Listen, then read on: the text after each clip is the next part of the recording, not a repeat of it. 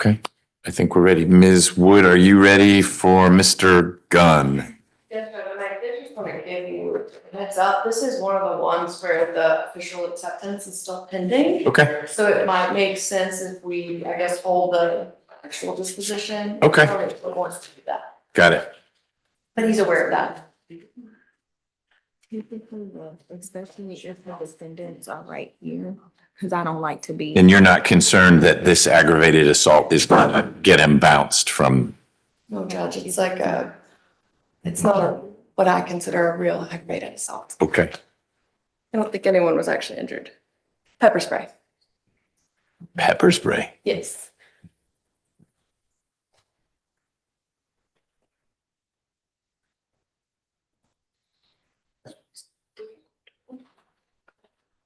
Sorry, there are no wheels on that, so you don't roll out to your death.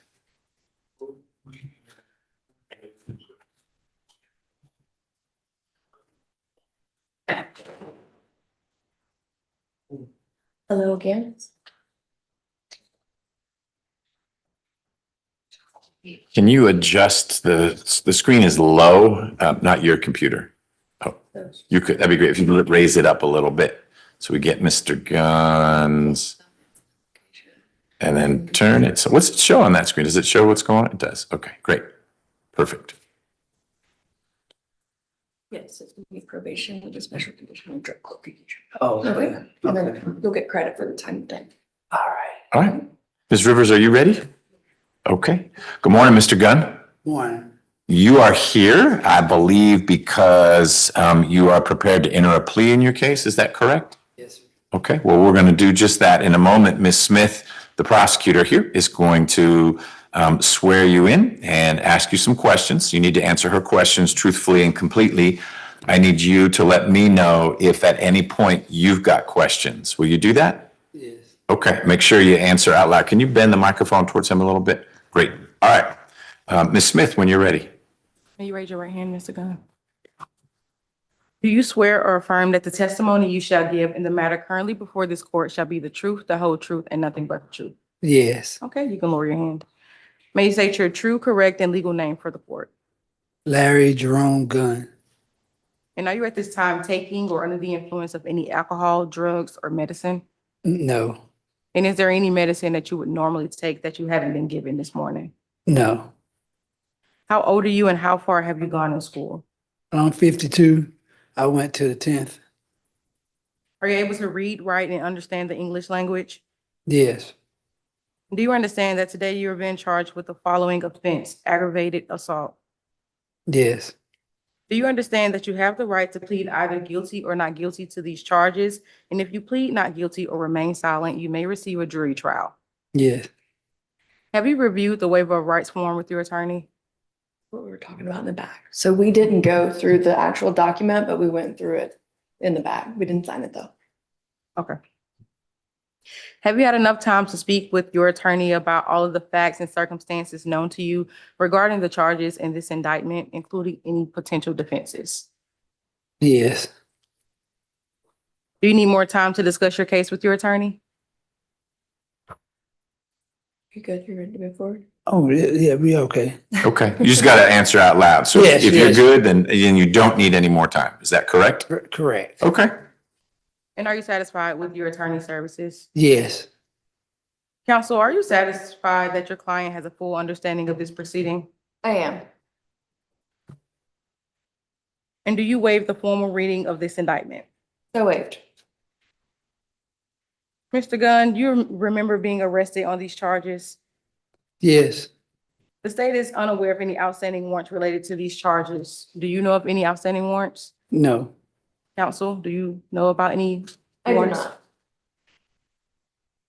Do you understand that this is a negotiated plea of guilty, which means that the state will recommend to the court a sentence of 8 months to serve 8 years to serve 6 months commuted to time served upon entry into the drug court? yes, Are you also aware that the court does not have to accept that recommendation and that the court can sentence you to the maximum on each charge and can run those sentences consecutively, meaning one after another? yes,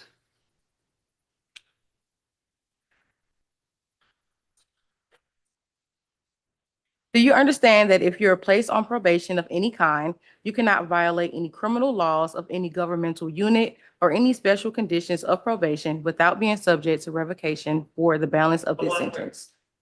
I won't. Do you understand that though? Oh, yeah, I understand. Do you understand that this is a guilty plea which is permanently recorded on your criminal history? Say it again. Yes. Do you understand that this is a guilty plea, which means Oh. that this is permanently recorded on your criminal history? Yes, ma'am. And do you understand that if you were charged with a crime in the future, this plea may be used to enhance that sentencing, including on a federal case? Yes. Do you understand that if you're currently on probation or parole, your probation or parole may be revoked based on you entering into this guilty plea? Yes. Do you understand that there may be other adverse or unfavorable consequences as a result of this guilty plea conviction, just as there would be following a conviction from a trial? Yes. Do you understand that by pleading guilty to a felony, you cannot use, receive, possess, transport, or own a firearm, and that you could be charged with another felony for this offense if Yes. you have one? Yes. Yes. Do you understand that you waive any and all defenses, including any mental health defenses, by entering this plea of guilty? Yes. Do you understand that by pleading guilty, you are giving up the following rights? And I'm going to say them one at a time to make sure you understand them. The right to a trial by jury, the right to remain silent and not incriminate yourself, the right to see and hear the witnesses against you, the right to assistance of counsel either hired by you or court appointed if you cannot afford an attorney, the right to the presumption of innocence, which means that the state must prove you are guilty of each charge beyond a reasonable doubt, the right to testify on your own behalf or to remain silent, the right to present other evidence of your own and call your own witnesses, and the right to appeal if convicted of these charges after a trial. Yes. Counsel, are you satisfied that your client understands these rights that they'll be waiving by pleading guilty to these charges? I am. Mr. Gunn, has anyone forced, threatened, or promised you anything to get you to enter into this guilty plea? No. And as to indictment number 25SC005164, how do you plead to count one aggravated assault? Guilty. And is this guilty plea freely and voluntarily given with full knowledge of the charges against you? Yes. Do you understand that you have 30 days in which to appeal your conviction based on the plea today? Yes. Do you also understand that you have until the end of this term of court or 30 days, whichever is later, to move to withdraw your plea? Yes. Do you also understand that you have only 4 days today for a felony charge to file a habeas corpus petition challenging the voluntariness of this guilty plea? Did you say 4 days? 4 years. Okay, 4 years is correct. Yes, my apologies. It's okay. The answer to your last question, I'm sorry, I'll just restate it. Do you understand that you have only 4 years from today for a felony charge to file a habeas corpus petition challenging the voluntariness of this plea? Yes. Okay, thank you. If this case would have gone to trial, Your Honor, the state would have been able to prove that on May 29th, 2025, the officers responded to 277 Moreland Avenue, Southeast Atlanta, Georgia, that's in Fulton County, at the Atlanta Motel location. Upon arriving, the officers were told by the security guard that the defendant was having an altercation with an unknown female and that he was asked to leave the premises. The victim then advised the police officers that the defendant sprayed pepper spray at him, although the pepper spray did not make contact with the victim. At this time, the defendant was then detained and arrested for aggravated assault. And those are the facts of the case regarding the negotiated plea between the state and defense. We've agreed to 8 years for the defendant to serve 6 months, for this sentence to be commuted upon his entry into drug court, and for the balance to be probated. Regarding those special conditions of probation, we're asking for no contact with the victim, to stay away from the incident location, and no further violations of the law. And that's all from the state. Your Honor. Okay, one question about the facts. So Mr. Gunn was supposedly having some disagreement with a female. The victim is a Dexter Dixon. So he somehow intervened? Why is he the one who is saying, well, he pepper sprayed me? Yes, to my understanding, Your Honor, that is the security guard of the property who was to remove the defendant. Okay, and so he intervenes saying, Mr. Gunn, you got to leave the Atlanta motel property. Yes. And he's saying that's when the pepper spray was discharged. It didn't get on Mr. Dixon, but he called the police anyway. Yes. Okay, got it. In terms of criminal history, what do you have, sir? 36 cycles. Appears to be on probation for Arkansas. 23 SC 186-874. All right. That's probation. We will. I think we've got Officer Barry on. I'll turn there in a second. What before the 23 SC, what's the most recent conviction? The one before that one. We had the 2011 possession of cocaine conviction. Okay, that's so for over a decade, there's not a conviction. Not a felony conviction. Right. Okay. And the most recent arrest? Oh, okay. I mean, obviously there's one on May 29th because there was this. I was wondering what was before. I'm looking at the recidivist notice. It looks like until the 2023 case, everything was pretty far back in time. 08, 09, that kind of stuff. Okay. CSO Barry, good morning. How are you? Good morning, Judge. How are you doing? I'm doing well. Thanks for joining us. Is Mr. Gunn on probation now? Yes, he is. He's on probation for that 23 SC 186-874 case. He has 2 years and 27 days left on that case. Okay. And has this arrest and indictment popped up as a revocation for him yet on that? I do not believe it has not. Okay. Ms. Wood, were you hoping we would deal with that here today as well? Well, I had a feeling it was not on their radar yet, so yes, I would love to resolve that, but I understand if we can't. I'm just looking it up.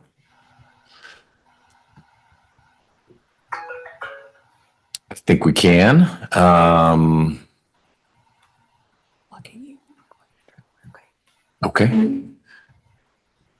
All right. Ms. Wood, what do you want to tell me about Mr. Gunn and his situation? Yes, Judge. So he is 52 years old. He's originally from Roanoke, Alabama. He's been here in the Atlanta area. Didn't know there was a Roanoke in Alabama. Wow. Okay. Full of surprises. Where is that in Alabama, Mr. Gunn? Side LaGrange, Georgia. As in, oh, so it's just basically right across the border. You're in Roanoke. Yes. Okay. He's been here, Judge, since the early 90s. He does have family here in the area. As you heard, he's got a 10th grade education. He was unemployed at the time of this arrest, Judge. It's my understanding he's been struggling with a cocaine addiction for the past 35 or so years. I also understand, I don't believe he's ever done a full-fledged rehab, which is why I think drug court would be appropriate. We submitted that referral on September the 8th. I know, we just had a training with accountability court yesterday though, and they explained to us how thorough their investigations are now. They're not 2 months long. Okay. You said it, not me. Yeah, all right. But yeah, so I didn't see anything in his background that would prohibit him from being accepted. Our team had also, they had referred him to PAD and Hope House, but I think drug court is really the best option for him at this time. Okay. So that's why we've reached this resolution. I have explained to him that we're just waiting on that last piece of the puzzle though. Okay. He has been in custody since May 29th, so 162 days, Judge. Mr. Gunn, cocaine is the drug of choice for you? Yes. Will you pause? Are there others or is there a substance you use primarily or you use what you can get? It's just that. Okay. And it's been 30 something years? They're off and on though. Off and on? Okay. Not every day. I might be clean 2 years, get relapse and Okay. When this situation happened back in May, were you in a relapse phase or in a clean phase?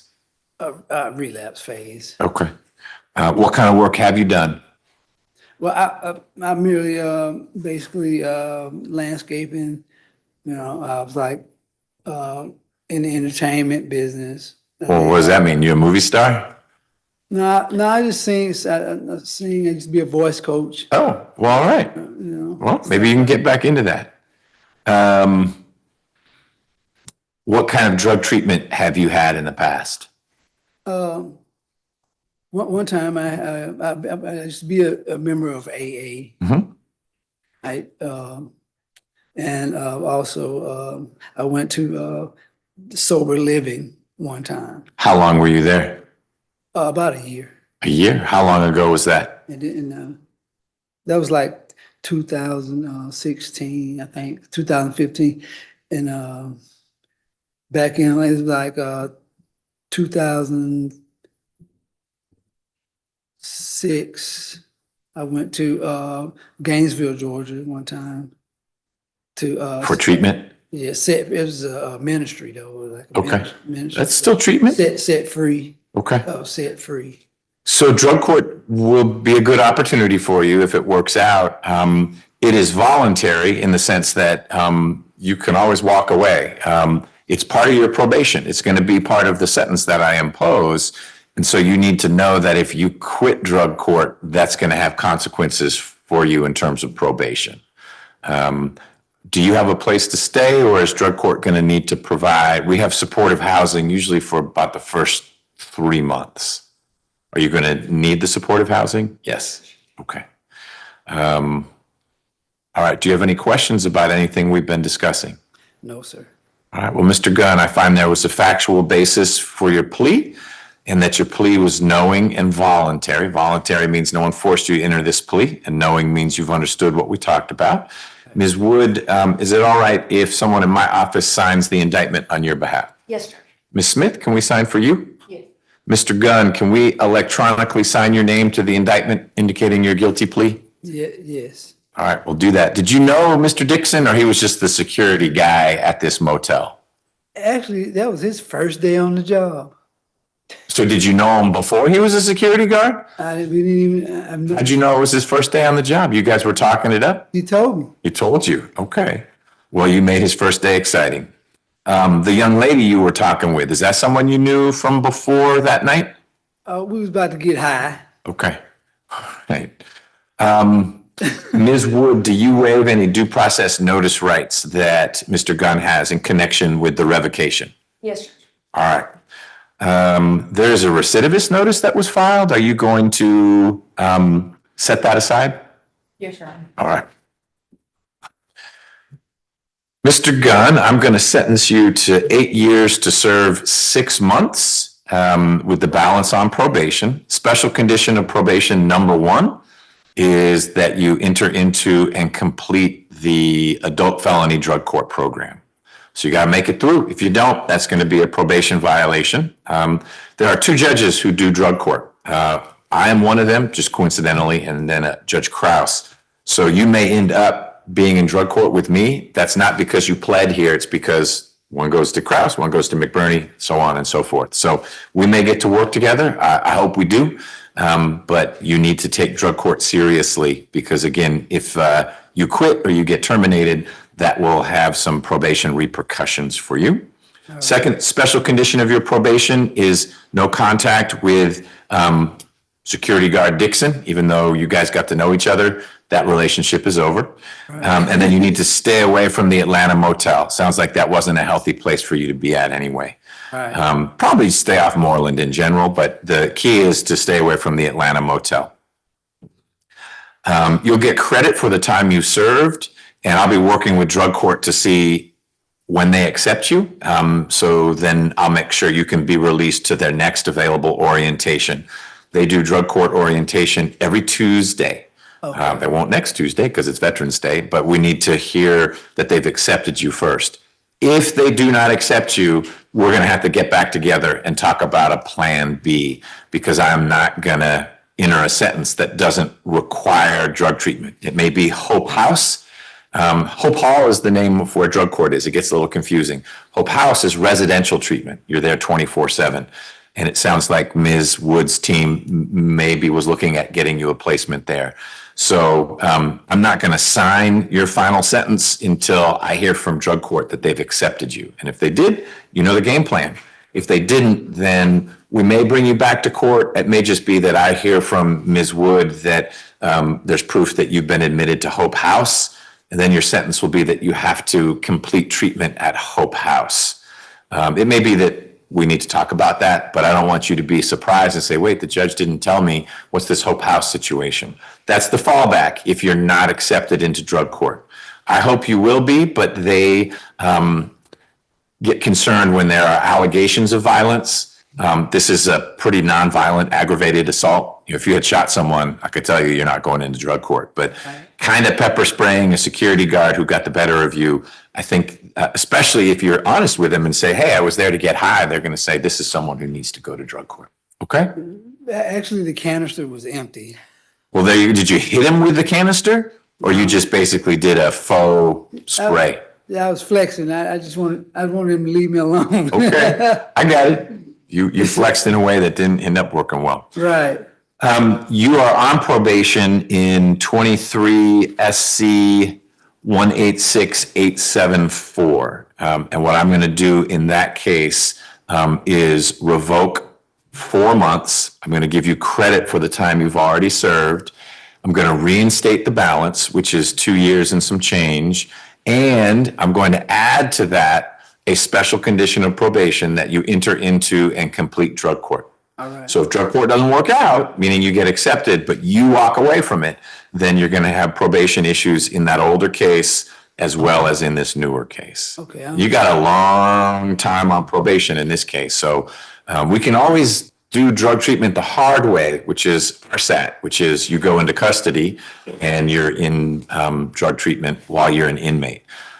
That usually works less well. It's hard to connect you with jobs and outside education and things if you are in the custody of the Georgia Department of Corrections. So I'm hopeful that drug court works for you. You're at an age and you've been through enough that I think you're going to be motivated to make it work. Right. Last thing I'll say on that, and I'll see if you've got any questions. We do not kick you out of drug court because you test positive. So if on day 4 you relapse and you use, don't run. You're gonna have an ankle monitor on anyway, and we're gonna find you, and you get 1 second chance with drug court.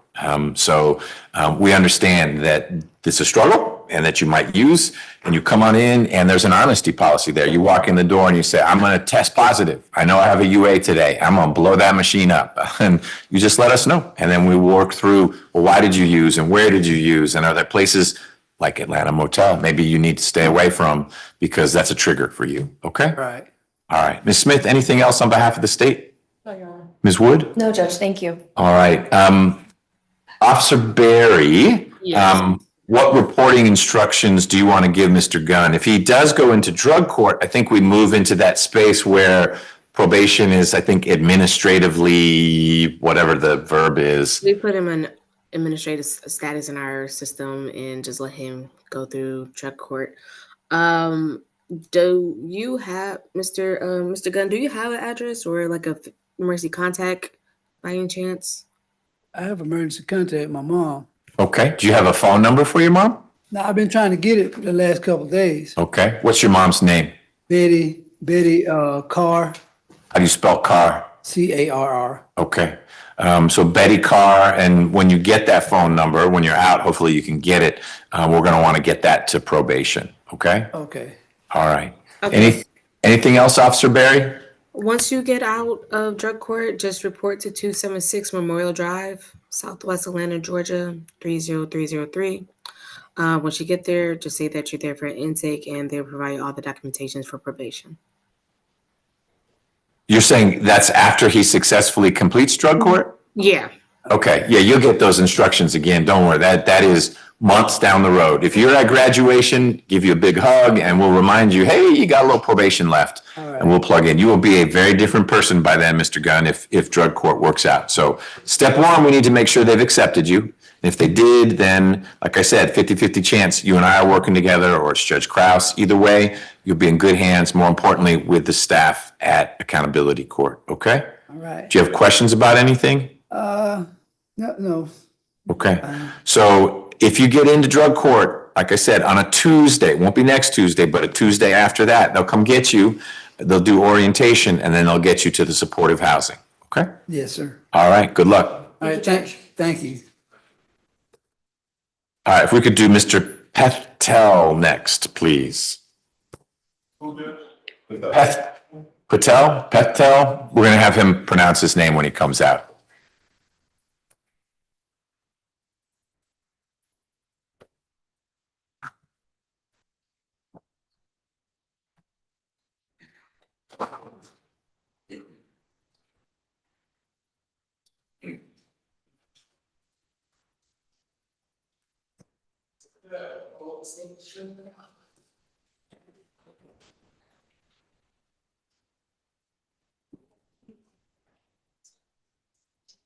Yeah. Hey. That's okay. We're good. I won't ask next time.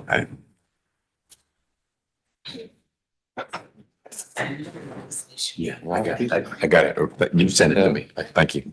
A lot of people. How do you pronounce your name? Peftel. Patel. Excellent. All right. Good morning, Mr. Patel. How are you? Good. Good. I'm Judge McBurney, and Ms. Rios tells me that you are prepared to enter pleas in, you've got a whole collection of cases. And I think we're going to try to work them out today, which involves a guilty plea. And Ms. Rios is going to tell me more about your situation. Ms. Smith is the prosecutor handling your cases, and we'll take it from there. You ready to go forward? Let's go. Ms. Smith will put you under oath and then ask you a bunch of questions about your rights and your situation. I need you to answer her questions truthfully and completely, but I also need you to let me or Ms. Rios know if at any time you've got a question because you're not following what's going on or it's not going the way you thought it would. Will you call that time out? Yeah, I will. Okay, great. Ms. Smith? Yes. Mr. Patel, may you raise your right hand?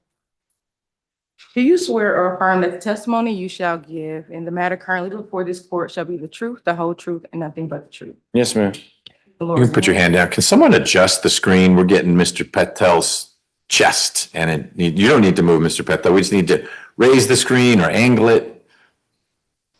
It angles. Keep going. Excellent. Thank you. All right, Ms. Smith. Please state your true, correct, and legal name for the court. Michael Austin Peftel. Are you at this time taking or under the influence of any drugs, alcohol, or medicine? No, ma'am. And is there any medication that you would normally take that you haven't been given this morning? No, ma'am. How- You're not taking any medicine at the jail?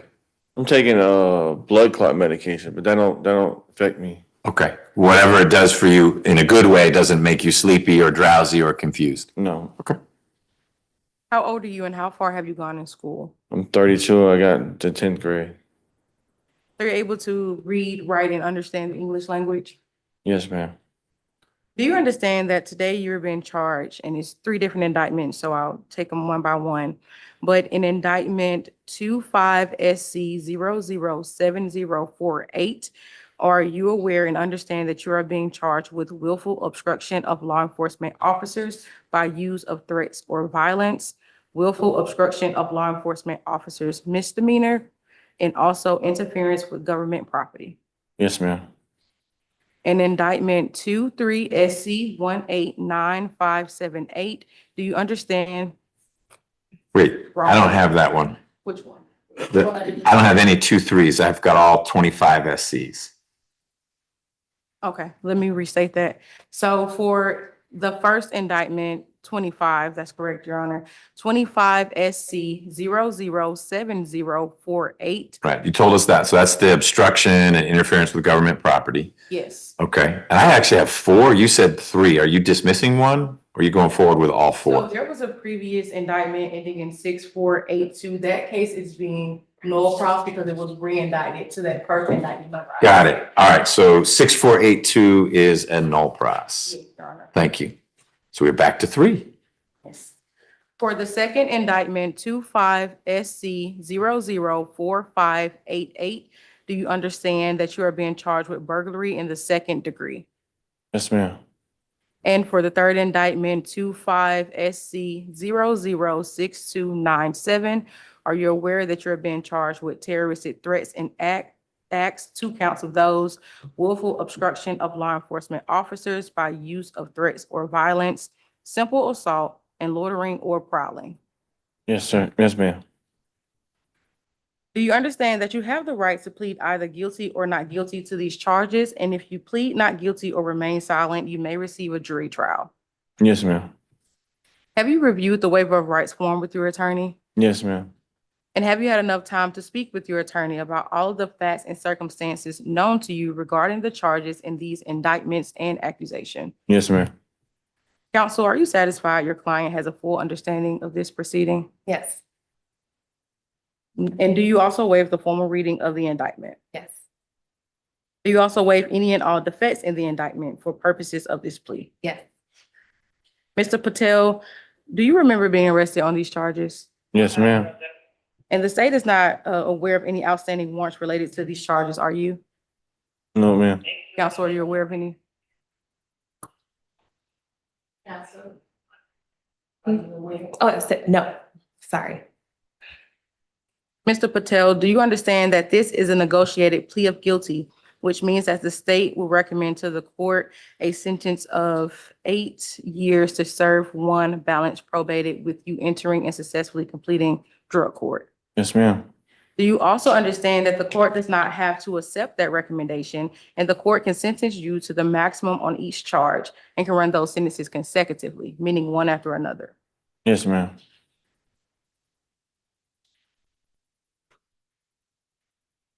Do you understand that if you're placed on probation of any kind, you cannot violate any criminal laws of any governmental unit or any special conditions of probation without being subject to revocation for the balance of the sentence? Yes, ma'am.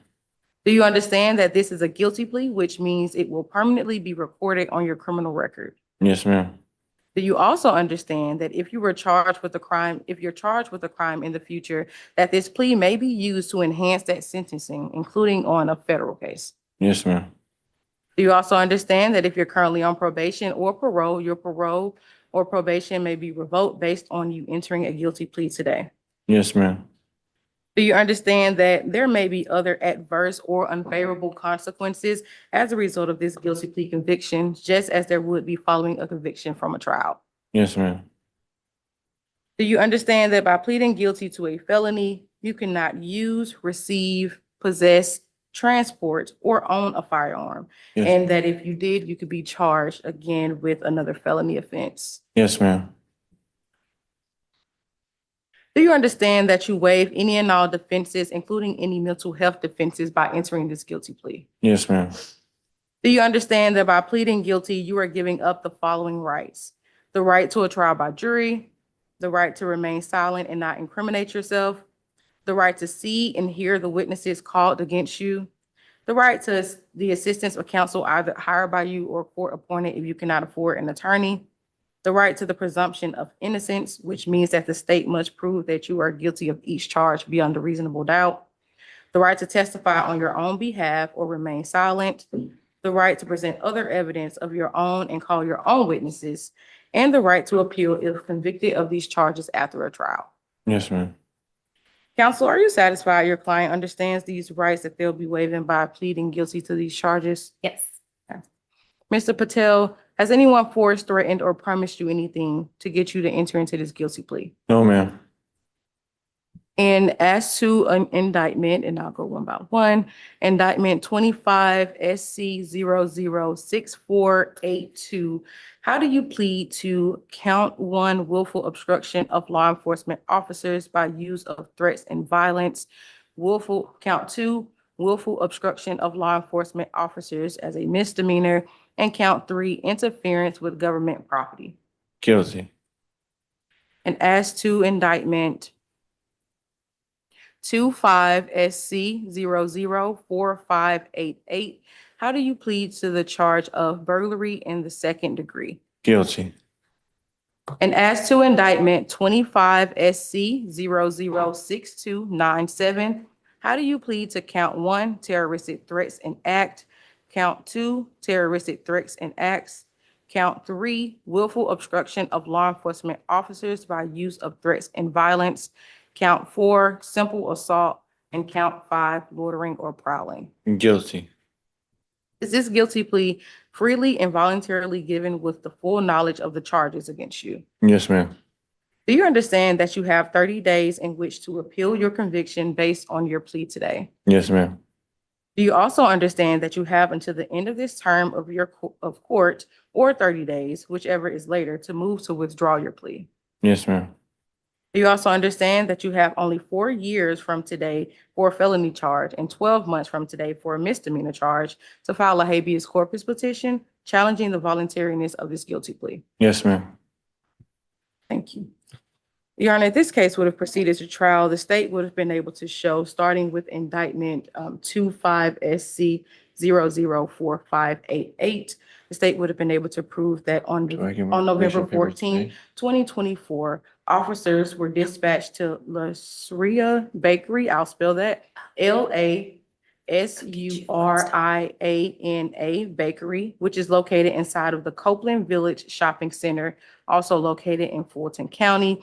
The officer was advised that the bakery was entered by throwing a rock at the glass door, which was shattered. The officers then reviewed the police or the video footage in this case and saw the defendant was the one who broke into the bakery. They then got a notice or some type of indication that the suspect matching the description was at 201 Northwood Drive. The officers then responded to that location where they did find the defendant there. And after watching the videos and matching the descriptions, Mr. Patel was placed under arrest for the burglary. For the facts in the 25 SC 006297 case, the state would have been able to prove that on November 14th, officers responded initially to a call about a suicidal person at 201 Northwood Drive, that's in Fulton County. When they arrived, they did see the defendant under a staircase. They noticed that he did not live there and had no lawful reason to be there. The officers then remembered or got the call about the burglary at the bakery. The police then tried to talk to Mr. Patel where he did not agree. He then told a nurse that came with the EMS that he would kill them, and also that he would attack Amanda Smosh, which was another nurse on the scene. Because of these threats, Your Honor, he was placed under arrest and charged with terroristic threats, loitering, and simple battery.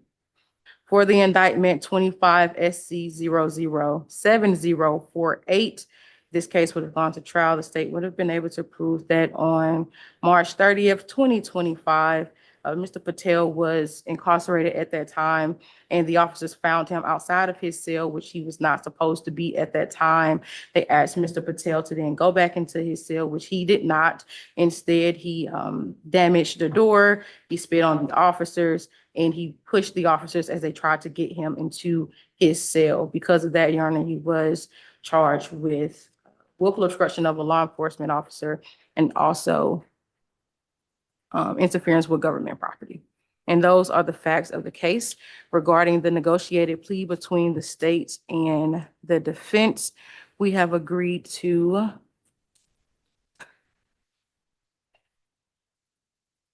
$8 years to serve 1 year, balance probated. yes, Your Honor, with the condition that Mr. Patel is to enter and successfully complete drug court. All right. Thank you. What do we have in terms of criminal history for Mr. Patel? 18 cycles, 2015 battery on emergency personnel conviction, 2017 arson in the second degree, felony battery conviction, 2019 battery on pregnant victim, battery second subsequent conviction. All right. And those, I'm not familiar with arson in the second degree. Are those misdemeanors, felony? Everything you shared was a felony. Okay, got it. Ms. Rios, what do you want to share about Mr. Patel and this disposition? Yes, Your Honor. Mr. Patel is originally from Florida. He came here looking for job opportunities. And then while he was here, I think his addiction came back up. He is addicted to meth. And so he was struggling with that. That's why a lot of the cases he's like loitering or homeless because of his addiction. He has 2 children, ages 9 and 5. They're in Florida. What he wants to do is be able to get on his feet, go through the drug. The first time I met him, he asked for a program, wanted to do drug court. Like he knows he has a problem. All these cases are because he has a drug problem. So he wants to get that addressed. He wants to start working. Before this happened, he had jobs before at Popeyes, or he was trying to get a job at Popeyes and at Krispy Kreme, I believe.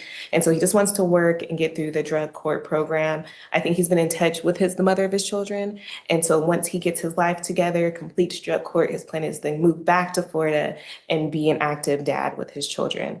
Okay. So I'm asking that you accept the plea as negotiated, and consider a behavioral, not behavioral, a Behavioral incentive date? yes, consider that. I know with drug court, a lot of times if it's like resolved, then he might have less time on probation. But I do know, 7 years is a long time to be on probation. Okay. Officer Barry, is Mr. Pethtel on active probation now in any of these cases we heard about? I don't see anything when I pull up his information. I don't know. Okay. Got it. Thank you. Mr. Pethtel, how long have you struggled with meth? All my life. Well, not at age 2 probably, but it started in high school? Did it start I was 20. 20? And that was in Florida? When did you come to Georgia? This year, beginning of this year. Oh, No, well, last it must be last year because you picked up these cases in basically a year ago. You've been in jail. October of last year. Okay. And what brought you to Georgia? Work. Work. Find work. Okay. Your kids are boys, girls? Boy and a girl. Okay. Same mom? Yeah. And how would you describe the nature of your relationship with her? Getting better. It's getting better. Okay, good. Has she expressed openness to you being involved in their life if you get your act together? Yeah, but she wants me to do this program before I come back. Do you want to do the program? I want to do the program too. Okay, and why is that? So, Have you had a treatment program before? yeah, but I never completed it. Was that down in Florida? Yeah. What happened? Walked away from it. So drug court is something you can walk away from as well. We don't lock you up. You'll be out. We'll provide supportive housing for the first few months. Then you'll be on your feet and need to find your own space. But if you quit, it's actually a condition of your probation. That would be a violation of probation. I'll issue a warrant, or the judge who's handling it. There are 2 of us who do that. And then we're going to sort of repeat this cycle. So you just need to understand that it's not a, hey, let's try it out. And if you don't like how it works, I'm going to Florida. Yeah.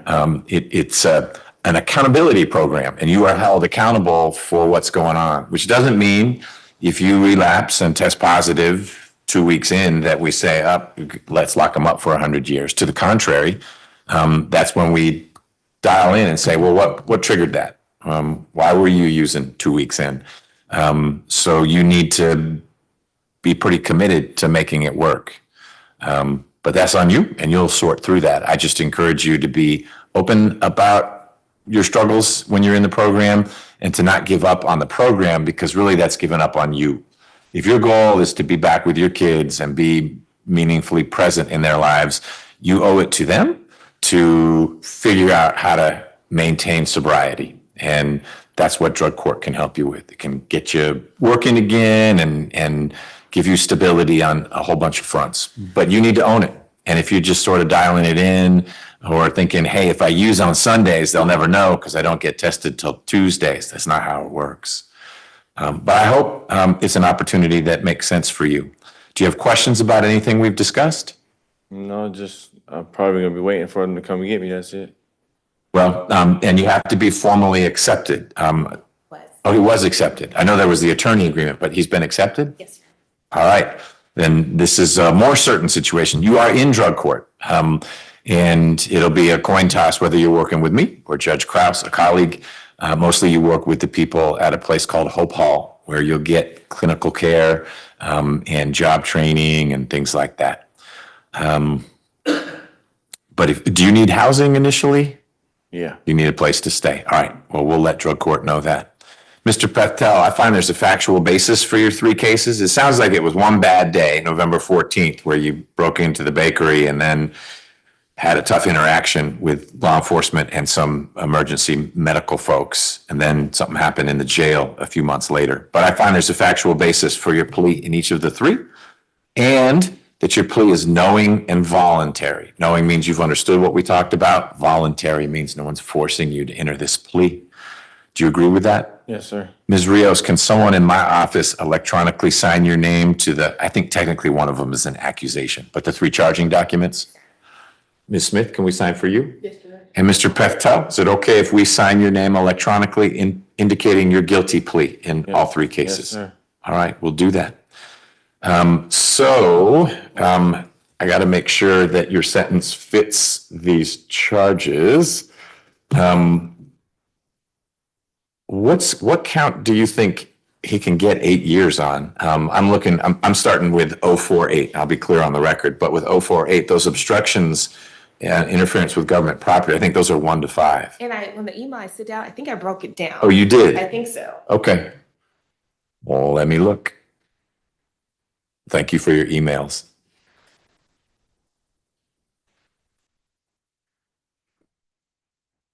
So when will that be released? 20 more days. All I need, like you always do. And I will reach out to them to make sure they find out. All right.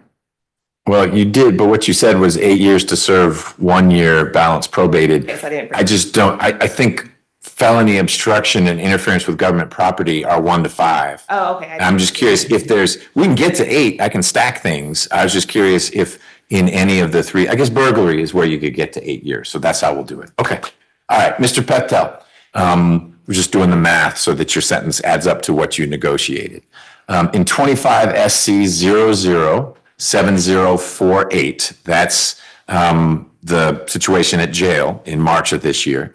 I'm sentencing you on count 1 to 5 years to serve 1 year with the balance probated. Count 2 is 5 years to serve 1 year, balance probated. And count 3 is 12 months to serve. It's a misdemeanor. Those will all run concurrently with each other at the same time. Special condition of your probation is that you enter into and complete adult felony drug court. In the case ending in 297, this was your interaction with law enforcement and the EMTs the day of the bakery burglary.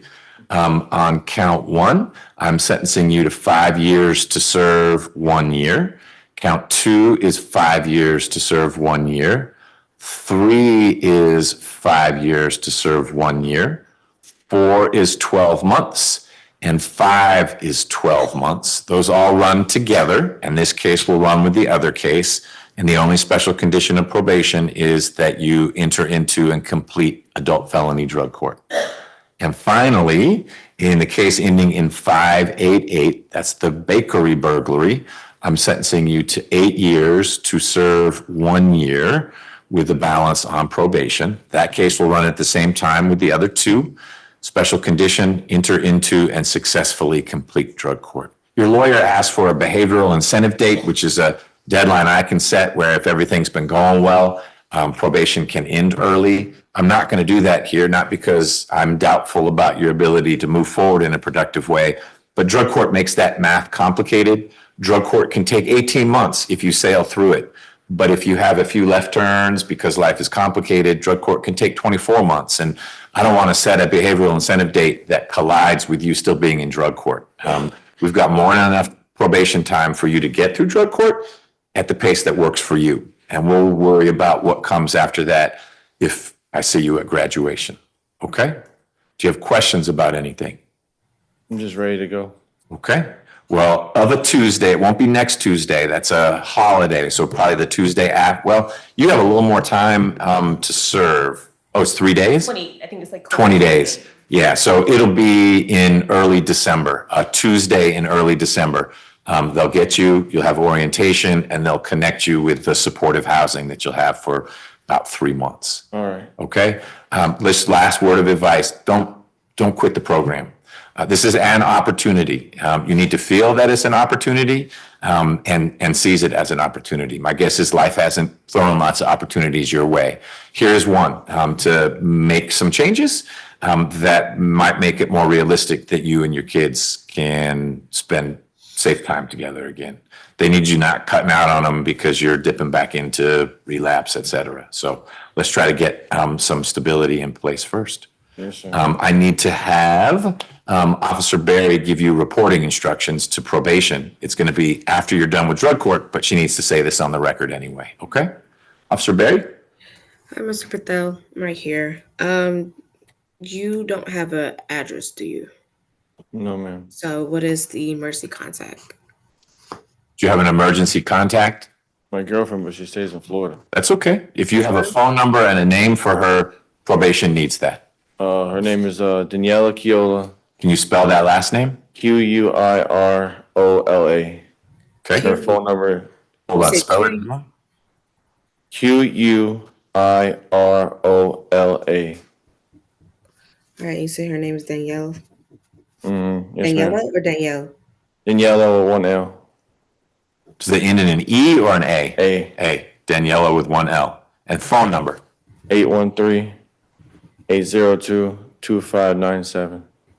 You said 2597. Yes, ma'am. Okay. Once you get released out of drug court, you're gonna report to 276 Memorial Drive, Southwest Atlanta, Georgia, 30303. Once you get there, provide them any documentation as in where you'll be staying, for your address, as in where you will be staying at. As well, they will give you any documentations, resources that you will need once you start probation. Yes, ma'am. And that's after you're done with drug court. That's a ways down the road. Don't worry about that. You'll get very clear operating instructions should you successfully complete drug court. Okay? Don't really need this, but. All right. I think that's it. Good luck. Thank you. All right.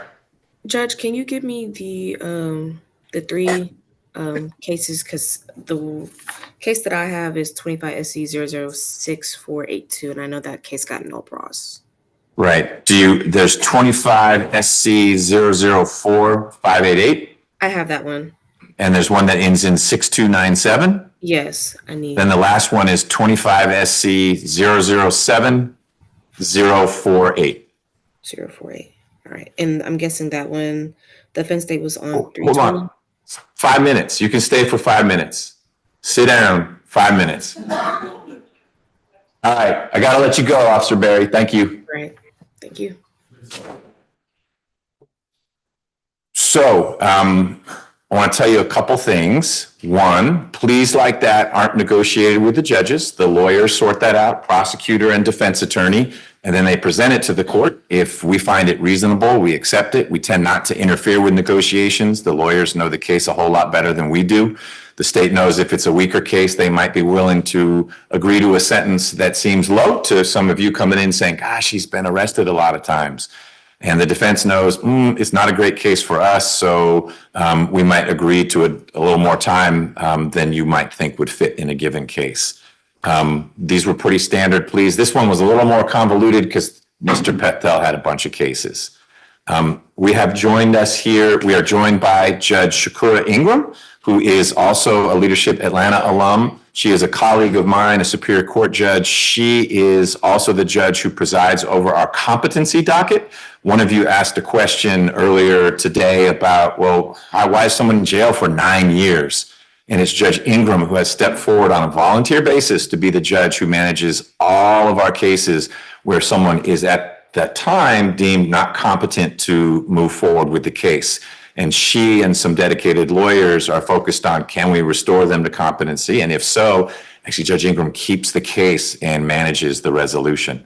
I know you guys need to leave, but I wanted, if you have questions, we have 2 prosecutors here, we have 2 public defenders here, a whole nother judge who can give you a different perspective on things. And so if you have questions either about what you saw or you need Judge Ingram to level set what I told you this morning, you guys should feel free to ask. I'll manage Judge Dunaway and these other people. You'll get on the bus. I just want to make sure you have a chance. You came later than we thought. I had to get started with things. But if you have questions, you have real life participants in the criminal justice system right here. Yes, ma'am. We talked about the workload for public, like here from about the workload. Yeah, so Ms. Rios, Ms. Wood, they asked, is it manageable? How do you do it? What's that like? And I said, you guys are hard workers, but it depends. What do you have to say about workload? Sure. I'm Lacey Wood. I've been a public defender in Fulton County for going on 8 years, I believe. I would say Fulton County is honestly the best public defender office to work in the state. I have a very manageable caseload. I know it's in part to Judge McBurney and prosecutors because we move cases in here very fast. I worked as a public defender in Carroll County before I came here. My caseload out there was over 300 cases. And I was a brand new baby attorney when I was in this and think I handled everything but murders and rapes. Here I have currently, I believe I have about 60 cases. It's very manageable. So I would say Fulton County is really outstanding in that regard. There was a question asked this morning about what about real small rural counties? Are there counties where there are no public defenders? How does that work? Carroll's not a teeny county, but it's out there a little bit. What happens in Mitchell County or something like that? Sure. So Georgia, the state of Georgia has the Georgia Public Defender Council, which is fantastic because every county has the option to be staffed by the Georgia Public Defender Council. Some of them opt out. So for instance, you have Cobb County, they do not have a public defender office. They just have an indigent defense council. So what happens there is private attorneys will put their name on a list and they'll take indigent cases to supplement their regular workload. And so really the reason that I wanted to be a public defender in the first place, because I grew up in Alabama and there was no statewide public defender system in Alabama. And I remember I was interning at a district attorney's office in Alabama. And I remember observing court and you could just feel that the private attorneys were not giving the enough attention to their appointed cases. And so I think it's great that Georgia has a statewide system. But yes, that's how it works. Every county has the option. Some of them just choose to opt out. We can take a few more questions. Why the terroristic charge in that particular case? So it's not what it sounds like. He is not part of Antifa or Hamas or anything like that. Terroristic threats is if you say something to someone in an effort to terrorize them. It's typically, I'm going to kill you. And that's exactly what Mr. Pethtel said to the two EMTs. And there were some four-letter-ish words in the mix as well, but it was, I'm going to kill you. And the EMTs were sufficient. People say that to officers often, and police officers tend not to press the charge of terroristic threats. But that crime in Georgia is saying something with the goal of terrorizing the person so that maybe they'll do what you say or they won't call the police. If you call the police, I'm going to shoot you in the knee. That would be a terroristic threat. It wasn't because he said, I'm part of Al-Qaeda or anything like that. It's just the name of the offense. Was the bakery robbery, was it with a weapon and what was stolen? So it was a burglary. A burglary is when someone breaks into, in this case, it was a business, but it could be your home with the intent to commit a felony. That felony is typically theft. That's what this was. Robbery, I'm getting technical, but I want people to understand. Robbery is when I say, give me your wallet. I may have a gun, I may just be bigger than you, and I take something from your person. A burglary would be you're not home or this business was closed. That's why he threw the rock through it. I don't think did anything get taken or did he run because an alarm went off? Yeah, he took a couple of food items. They found like the bread and other things from the bakery on him. So it's truly a crime of opportunity. Mr. Pethtel was hungry. There is literally a room full of bread and he broke the window, the door, took the bread, and that's what they found when he was underneath that stairwell in a nearby apartment complex. Sir? Question for the judge, how many, The other judge. how many, defendants do you have responsibility for in the mental health competence program? What is the most mature or senior lengthy times? I have about 320 in addition to my regular stuff. So I have about 320. And I think the person that has been around the longest has been around about 11 years. But by that, I mean, this person is, they're not competent and it's never going to be. And so we still manage them by keeping up with them yearly. And so they're still a part of the docket. He's not in jail anymore. He's now in the mental health hospital, but every year, they have to report to me about what's going on with him. I have to approve every move from a hospital to a personal care home or to a community. Every time they want to move him from one place to the next, they have to update the court and I have to say, yes, it's okay. But that person has been about 12 years. And he probably spent about 10 of those years in jail before we even got to that. I mean, he went to the hospital, then he came back. Went to the hospital again, then he came back. Judge McBurney had him for probably 8 of the years and then sent him to me when we started the docket. But we have people who have been not competent for longer than that. They just haven't been in jail in a long time. But we are addressing it annually. But of that 320, about 60% of them are in jail. So most of them are in jail, waiting for a hospital bed because they don't fit the criteria for us to treat them. We are lucky to have a treatment pod at the jail for those who qualify. We can only treat 16 people at a time. If you're too sick and you can't be treated in the jail, you have to wait for a hospital bed, which has nothing to do with the county. It is a statewide system, and the wait right now is about 16 to 18 months for a hospital bed. And most of these people do not have families and homes that I could send them to while they wait. These are people who are unhoused and are so sick that if we just release them, they're gonna come right back. And I have done that on a few occasions. We tried to place them somewhere, but they're just too sick and they need to get to the mental health hospital, but the wait is so long. Sad fact, Georgia Regional has 2 wings, East Wing and West Wing, and one entire wing is empty because they are understaffed.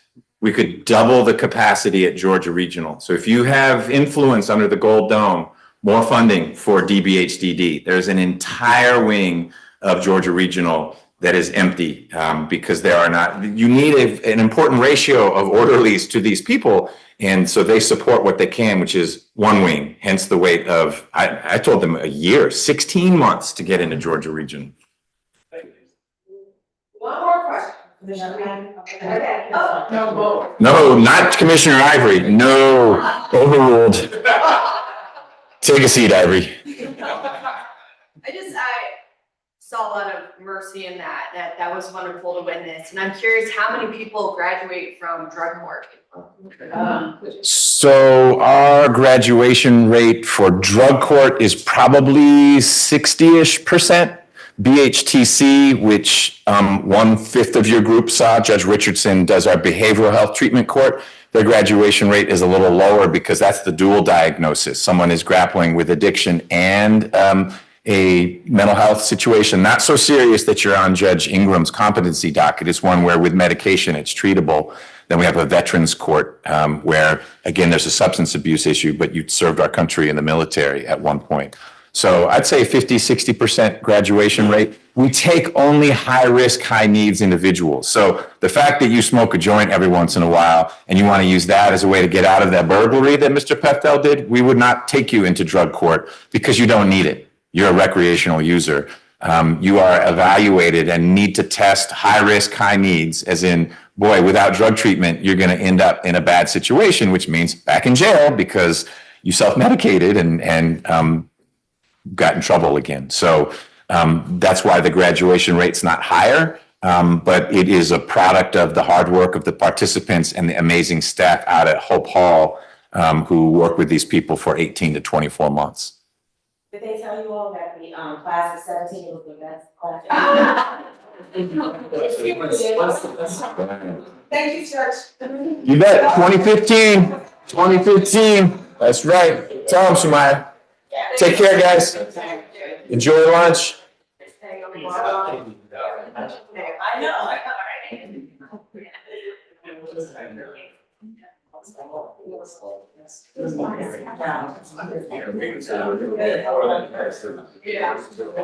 So we'll do Mr. Lee now? Yes. Yes, ma'am. Was that your one case on here? Thank you for staying for this. That was helpful. They had some good questions earlier today. It was good for them to hear from you. Breakfast. I didn't break it. You not. That's every, that one wasn't working today. I think they fixed it. Sorry, they didn't have questions for you, but you had a case anyway. It's okay. I still had a case. Did it start working? Oh, yeah. Our tea came over here, so. What are you getting done with your tea? The dentist appointment? No.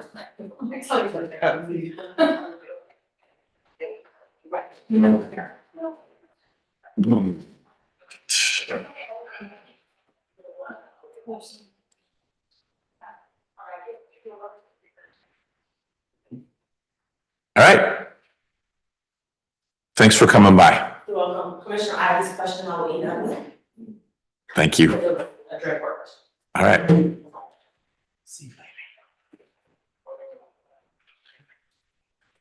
So we need I don't know where the other deputy went. Did he go? He's coming out, Judge. Okay. Lee next. Lee. Mr. Lee. Yeah. Give 1 second, please. Is Mr. Lee pleading to all 3 cases? Yes. Yes, and the kidnapping is being not. I don't remember which case that's on. I got it right here. It's the one ending in 665.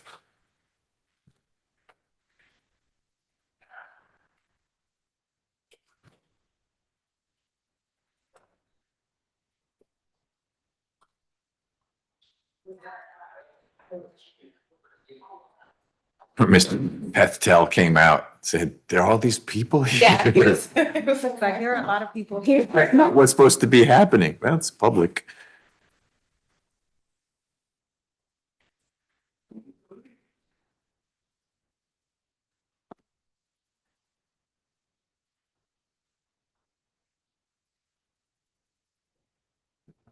Judge, I don't know if I told you already, but as my way of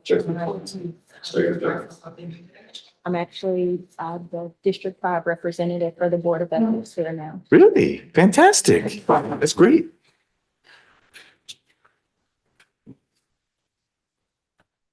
Did you ever have any cases in front of Judge Murray when you were doing the ICE thing? A lot of cases in front of Judge Murray. He was he's one of the co-hosts for this Criminal Justice Day.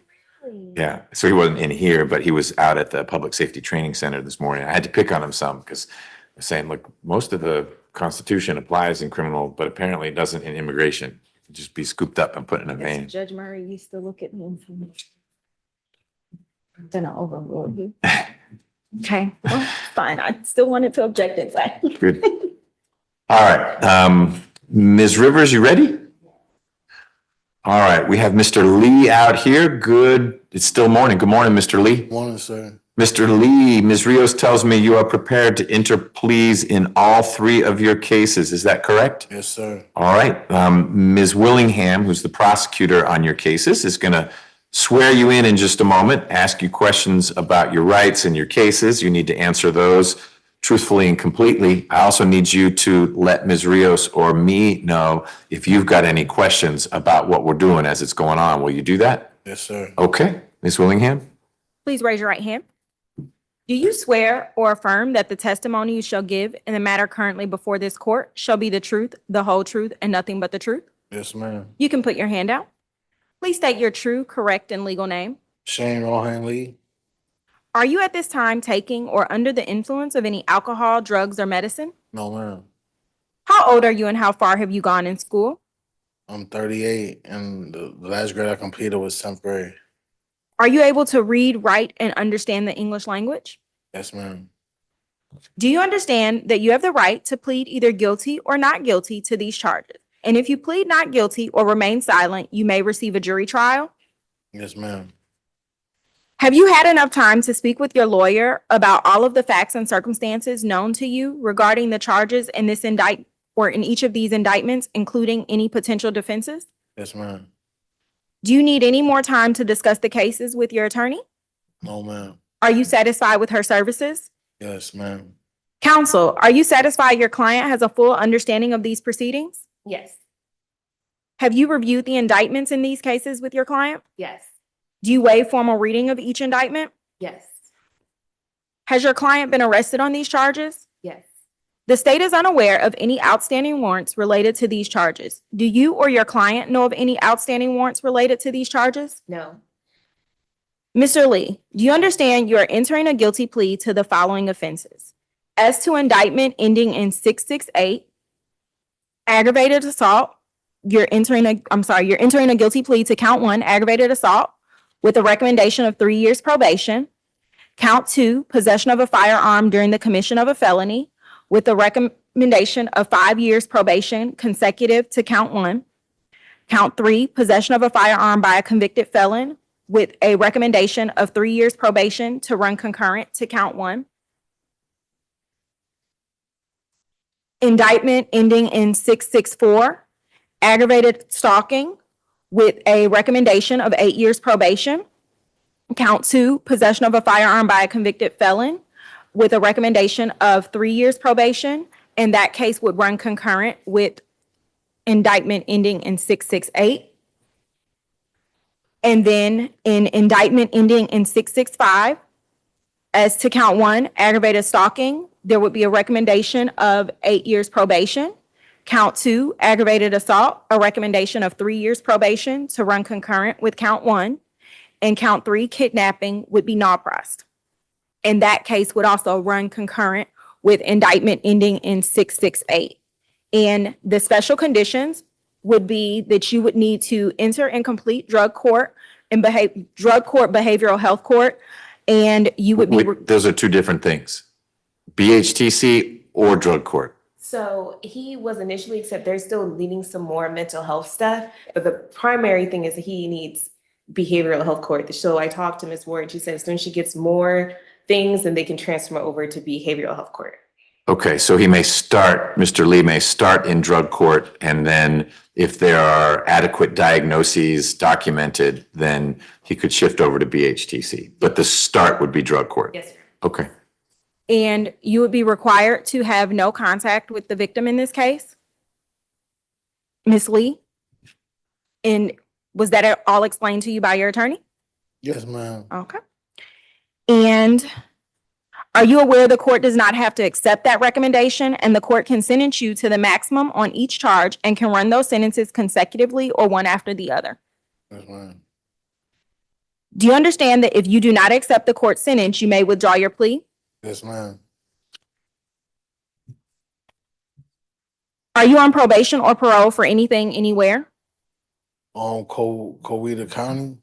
Do you understand that if you are placed on probation of any kind, do you understand that your probation may be revoked based on this plea?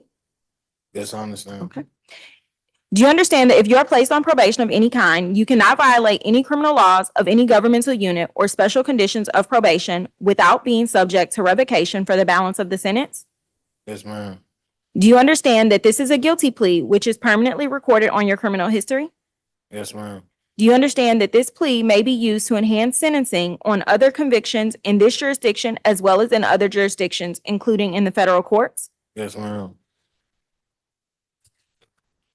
Do you understand there may be other adverse or unfavorable consequences as a result of this guilty plea conviction, just as there would be from a conviction following a trial? For example, your guilty plea may affect the right to vote, the right to hold public office, the right to serve on a jury, the right to obtain a passport, the right to receive, possess, or transport a firearm, or the ability to obtain employment. Yes, ma'am.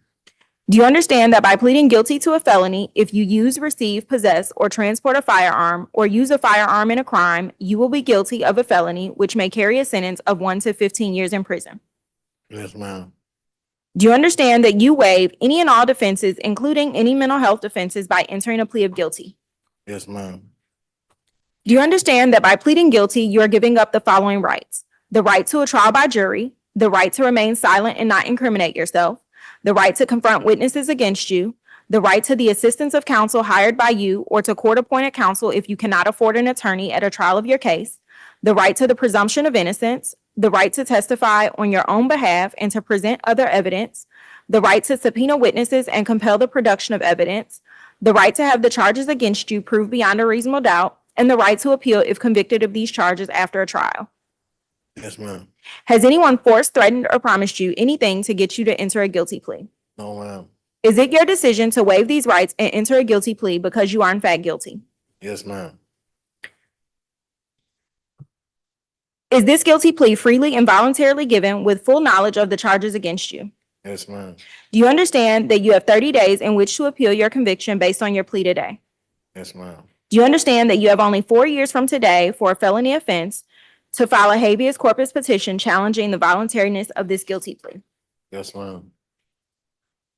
Your Honor, if these cases were to proceed to trial, the state would expect to show that in indictment ending in 668 on June 22nd, 2024, officers responded to 4500 Shannon Boulevard, apartment SB, in Union City, Georgia, Fulton County. Upon arrival, officers spoke with Ms. Shantae Lee, CHANTE, Lee, common spelling, who stated she was in a physical altercation with her husband, Shane Lee, in which Shane fired a shot at her. She stated that Shane and her were having an argument that turned violent when Shane grabbed his handgun, a 9mm, and fired a shot. She was not struck by the bullet, but officers observed a bullet hole in the master bedroom door. Shane is a convicted felon.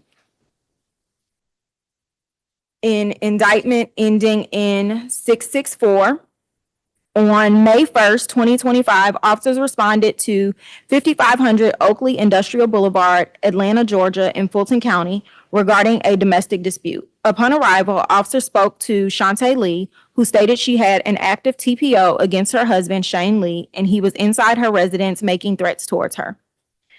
When officers arrived, Shantae stated that once they arrived in the neighborhood, Shane began yelling, and once inside the residence, Shantae stated she was sitting in the corner of her bedroom, and Shane was standing by the door saying threats while clutching a firearm he had in his waist. Shantae stated Shane took her firearm, a 9mm handgun.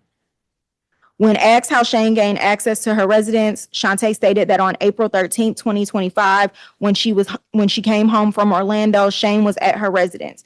When she wouldn't let him in, he took her car keys and passed that she had in her hands and never gave the items back. Shantae stated Shane continues to come to her residence, which he doesn't live in, and refuses to leave. She had an active TPO, and it had been in place at that time since July 11th, 2024, and was valid until July 10th of 2025. Shane is a convicted felon. And lastly, an indictment ending in 665. On May 14th, officers responded to incident location 2799 Altaview Drive, Atlanta, Georgia, in Fulton County regarding a dispute. Officers spoke with Ms. Shantae Lee, who stated she was assaulted by her husband, Shane Lee, and she has an active TPO against him. She stated the conflict started on May 13th around 4 p.m. at her residence, at which time the parties got into a verbal altercation. They both entered Shantae's vehicle and drove to the address listed above. The address previously stated. And Ms. Lee reported that the conflict intensified when Shane forcefully threw her onto the bed, wrapping his hands around her neck and applying significant pressure, making it difficult to breathe.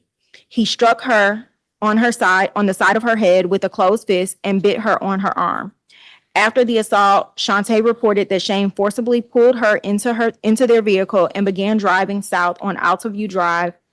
Shane struck her multiple times with a closed fist about her body and also bit her again. Officers observed several bruises and markings on Shantae, some fresh and some in various stages of healing from prior assaults. The TPO was active at the time of the report, stating Shane was not to have any contact with Shantae.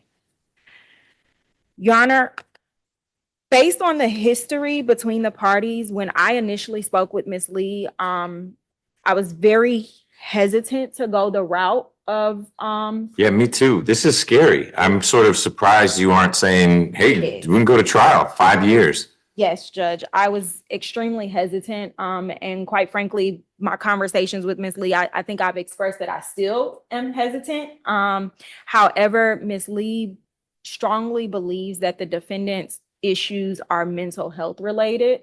And she believes that if he gets the proper mental health help, that he will be okay. Now, she has no intentions of being with Mr. Lee again, but she does believe that this is a mental health and a drug issue that need to be addressed. And Ms. Lee is present today. And I don't know if she wanted to speak. Did you want to say something on the record, Ms. Lee? Sure. You can stand up. If you don't mind, if you come that way and head towards the deputy, it'll just be easier to hear you if you're comfortable standing just sort of by the deputy right there. Because I do want to understand from you, you're the victim in this situation. And so your perspective on it is real important to me. If Mr. Lee is out and about, I'm not worried about him coming to my house. I'm worried about him finding you and doing something to you. So talk to me about what you think should happen. Well, Mr. Lee is my husband. I've known him over 20 years. We have a 18-year-old child together. She just graduated high school, so. Congratulations. Where'd she go? She was in high school, Langston Hughes High School. She graduated. She's going to Atlanta Tech now. Fantastic. That's good. Mr. Lee, he's the love of my life. He has mental health issues. He is already diagnosed as a schizophrenic. The problem with him is one of two things. Either he'll self-medicate with narcotics or just refuses to take his medicine at all because he doesn't understand. When he gets to those levels, there's no way to convince him that he's not well. When he is on his medicine, he works, holds down a job, pays bills, productive member of society. What kind of work? He was working for DeKalb County Sanitation. Okay. He worked there for a couple of months. Episode not staying on his meds. After maybe 4 or 5 months on the job, he ended up losing that job. Got stable on his medicine again. Had another job, was working at a chicken plant or something like that. Yeah, a little weird, but It pays. and he was doing well. Okay. It's just if he does not stay on his meds and get the actual treatment that he needs, it's just gonna be a revolving cycle. Sure. I just don't want that cycle to be, you mentioned he's the love of your life. I don't want him to be the end of your life either, because some of these episodes could have very easily ended with you not able to dial 911 because you were bleeding out on the ground because you had a bullet hole in you. And that's just a real scary and dangerous combination, which is not me saying that you're an evil person. It's saying that this mental health condition leaves Mr. Lee vulnerable to doing some things that are hurtful to people he cares about. And we need to figure out the right balance here. What I'm hearing you say is that you don't oppose a sentence that gets Mr. Lee fairly soon to getting help in the form of ideally our behavioral health treatment court. That's what I would honestly prefer. I think that sending him to prison just intensifies the problem. Every time he goes to prison, because it wouldn't be his first prison stint. Every time he goes and comes back out, it's worse than before. Sure. So it's just, it's a mental health, like, stacked on top of, But what I want to make sure you're understanding, I know you are, but we need to have this exchange. If Mr. Lee is in prison, he is not kicking in your door. He is not throwing you on the bed. He is not biting you. If he's not in prison, I can't guarantee he's not doing that. And it's not my job to be guaranteeing things, but I certainly need to think through consequences of sentences. And going into drug court or BHTC, that's not a custodial situation. Mr. Lee will have a house somewhere that he's staying, and it's going to be in Atlanta. And there's nothing that then prevents him from, hey, I have a MARTA card. I know where you live. I'm going to go there. And I worry about you based on what I'm reading here. I don't know Mr. Lee. And again, I'm not prejudging him, but there are enough of these incidents where in the face of a TPO, he's still showing up in your space. And so I want to make sure that you are going in eyes wide open with what it is we're talking about here. Yeah, as of right now, I have moved from Okay. the last location that he's known about. Good. He does not know where I currently reside, not even the county. Okay. I prefer to keep it that way. And that's how we'll keep it. Yeah, I just didn't want my address on the record because. Nope. To be quite honest, me calling the police, it wasn't helpful. It wasn't helpful. It didn't feel like anybody was on my side. And trying to give him the help that he needs. while also trying to put my life, because my life has to come before his. Yep, In a sense, I don't wanna sound selfish, but I have to come first. you do. You have a daughter and, She's not my only child, I have two others. there you go. I mean, you have people who depend on you and there's nothing selfish about saying, I'd like to live to see the next day. Right.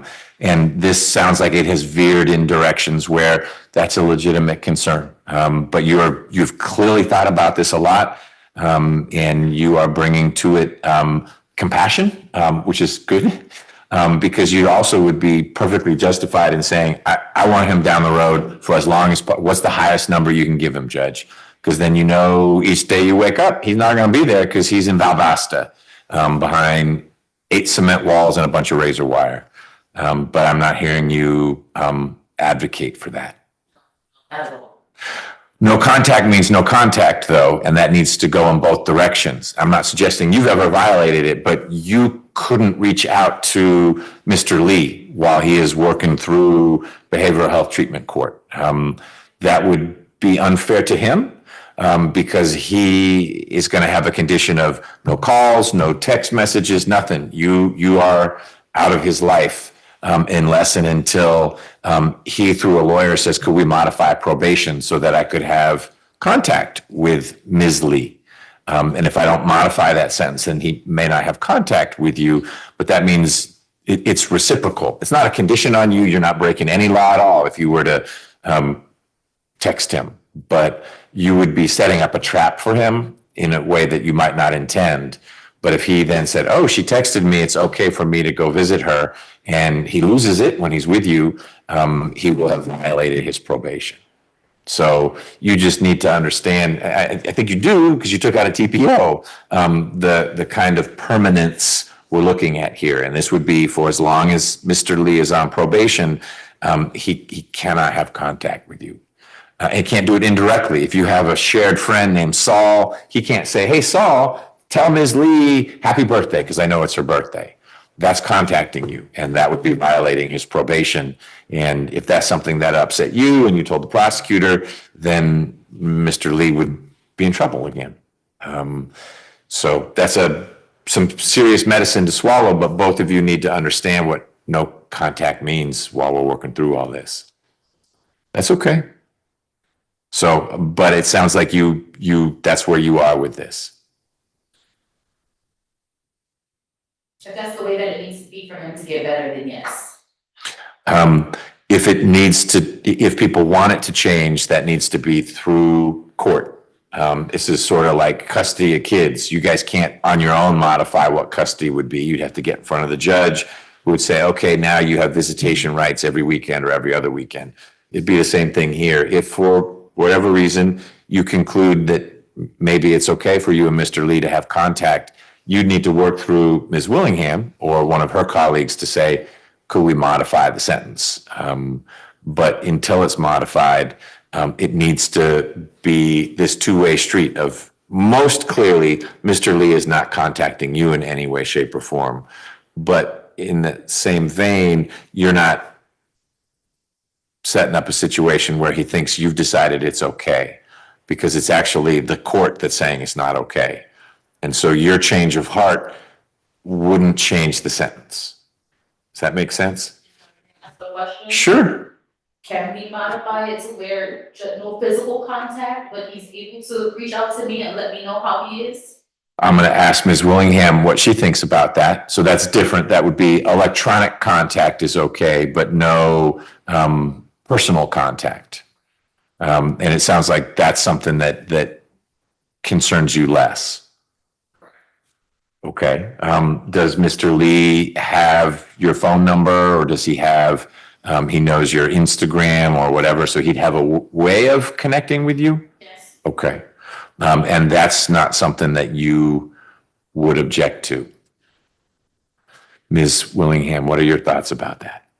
Well, I know what you think about this to begin with, which is you think that this is a complicated situation. Yes, and I'm very hesitant to do that because I actually, since there was a ag stalking on it, it actually opened the door for us to be able to get a permanent protective order, which is what I really wanted Ms. Lee to do.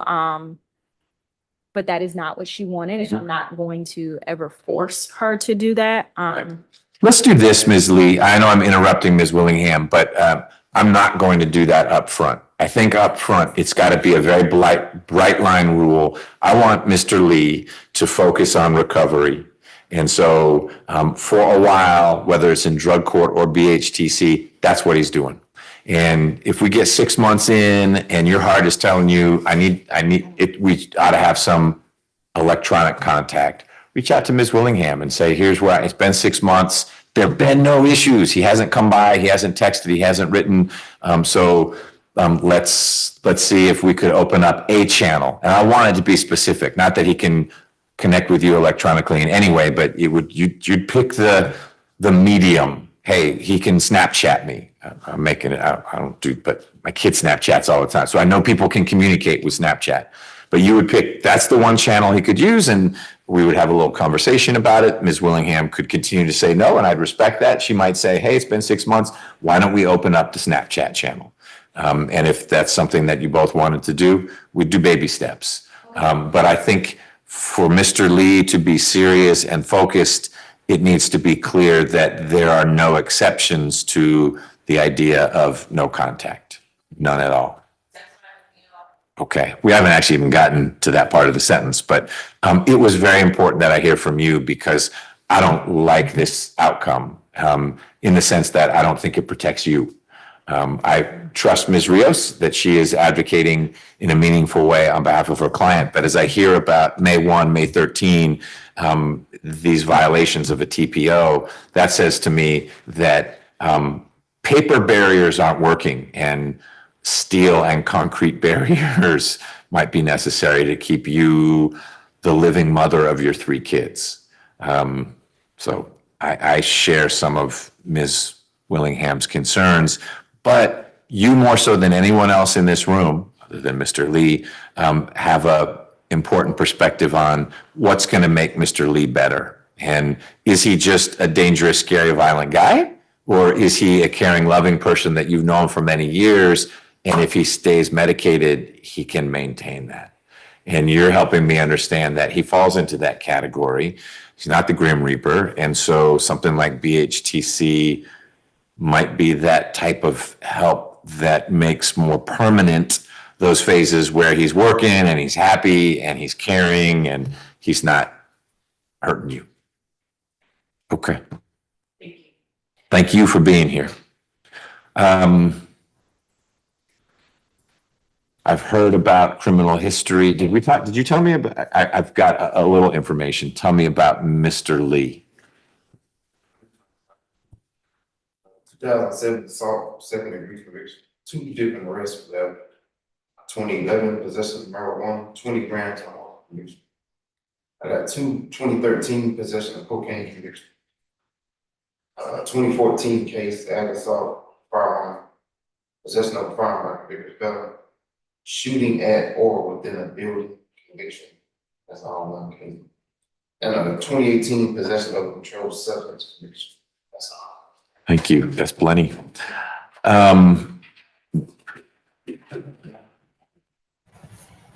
Officer Berry. Yes, Officer Berry. Is Mr. Lee on probation right now? I'm trying to find his information in our system, and I don't see it. I know you said he's a convicted felon, so is there a way I can get like his SID number or his FBI numbers? Yeah, I'll look in Odyssey in just a sec. Mr. Lee told us he's pretty sure he's on probation in I got Coweta. locked up June 7th in Coweta County, and I had a hold for these charges. And I gave him. They said I gave him the wrong information. So I got a misdemeanor. Do you know your GDC number? I don't know what offhand. So does the state ID number work?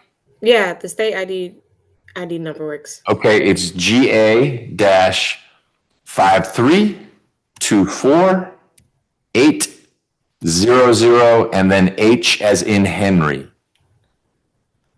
See, that doesn't pop up. He gave me 2 months probation, and they Is said it just misdemeanor? Is there any felony cases that he's been convicted for? Any what can be felony? Yeah, the ones that we just heard about. Oh, those are not in Georgia. Yeah, no, those are all in Florida. Okay, so that's why I don't see you. That's okay. I didn't realize that. Yeah, Oh, that's that's the in reason why I Florida. didn't see him then.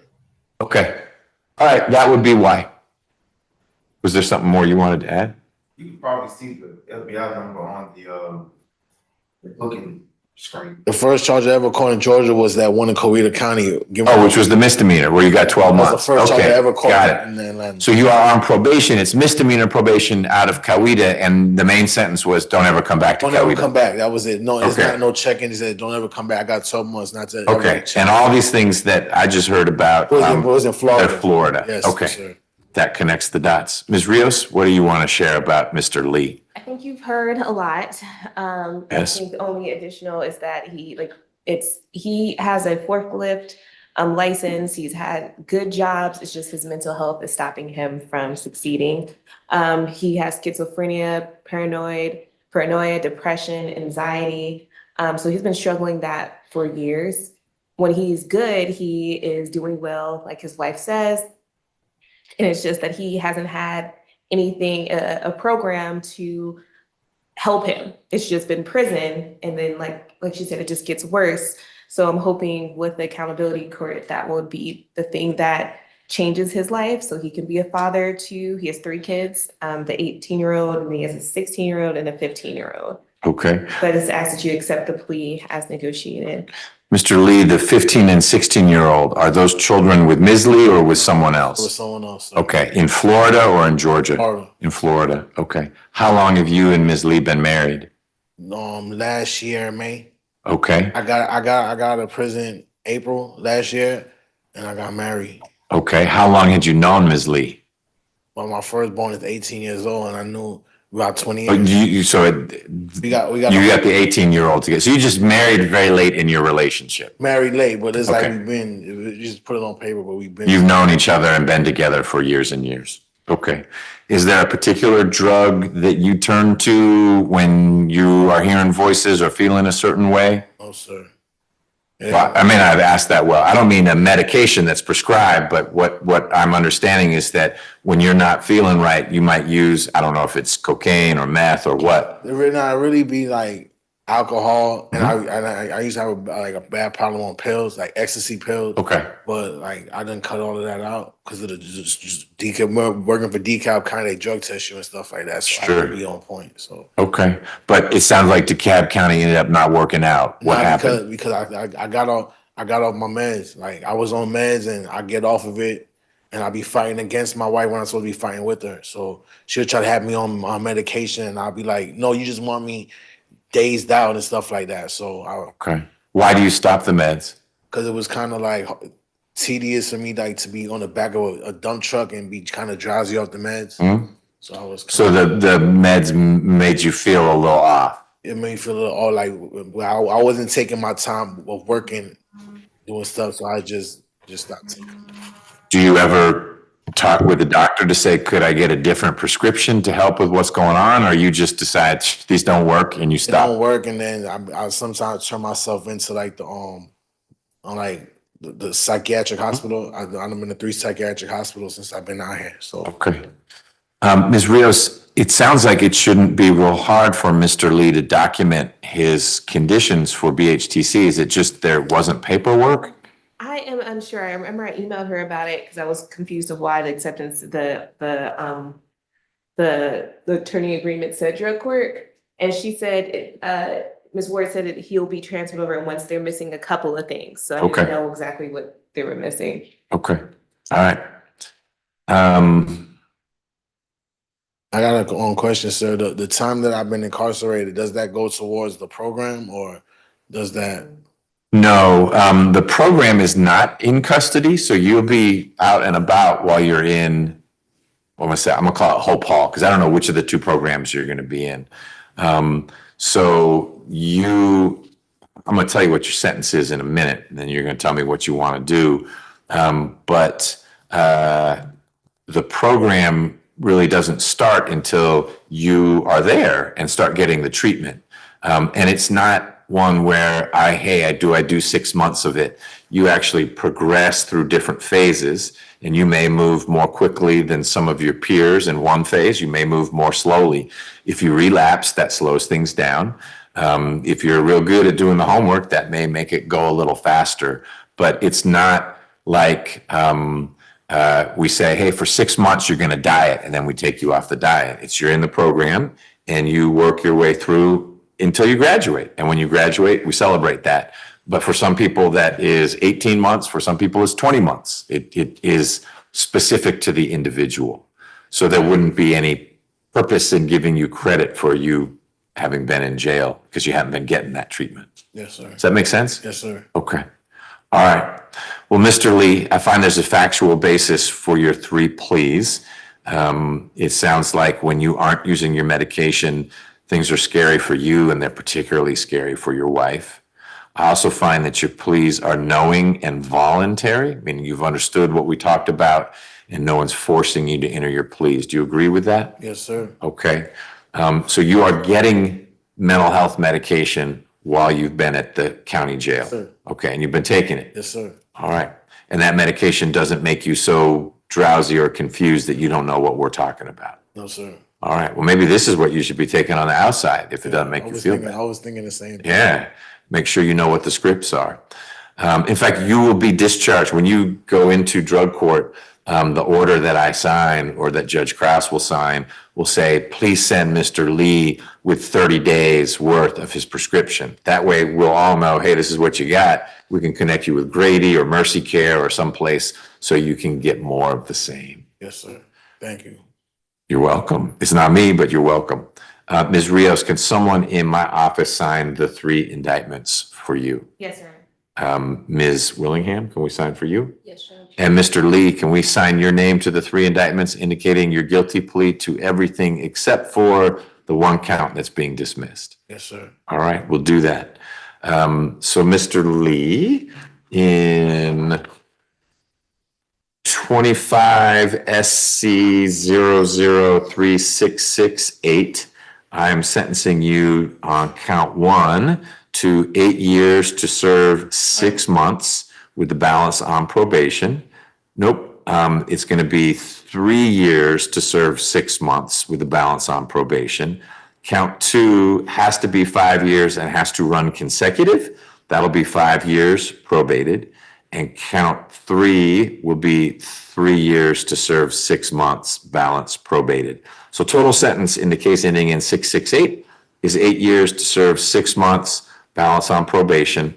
2 special conditions of your probation. One is that you enter into and successfully complete a program in the Fulton Accountability Courts program. That's either going to be drug court or BHTC.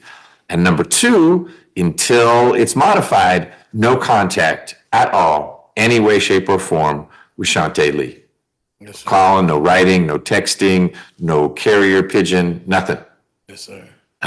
There may come a time when Ms. Lee wants that to change, and she can reach out to Ms. Willingham, and then we'll have a group discussion about that. But for the first few months, I want you focused on recovery and not, hey, how can I get over to see Ms. Lee? Because you can't. And if you do, I'm just letting you know now, if there is evidence of it, I will revoke 5 years of your probation. It's not going to be a math problem. It will be, you violated the TPO at least twice because you pled to it. And I've told you, you need to focus on you and not on Ms. Lee for a little while. And so violating that no contact provision is going to have a big sting that's going to set you back and your family back. Okay? Yes, sir. All right. In 25 SC 003664, this was the May 1 encounter with Ms. Lee when there was a TPO.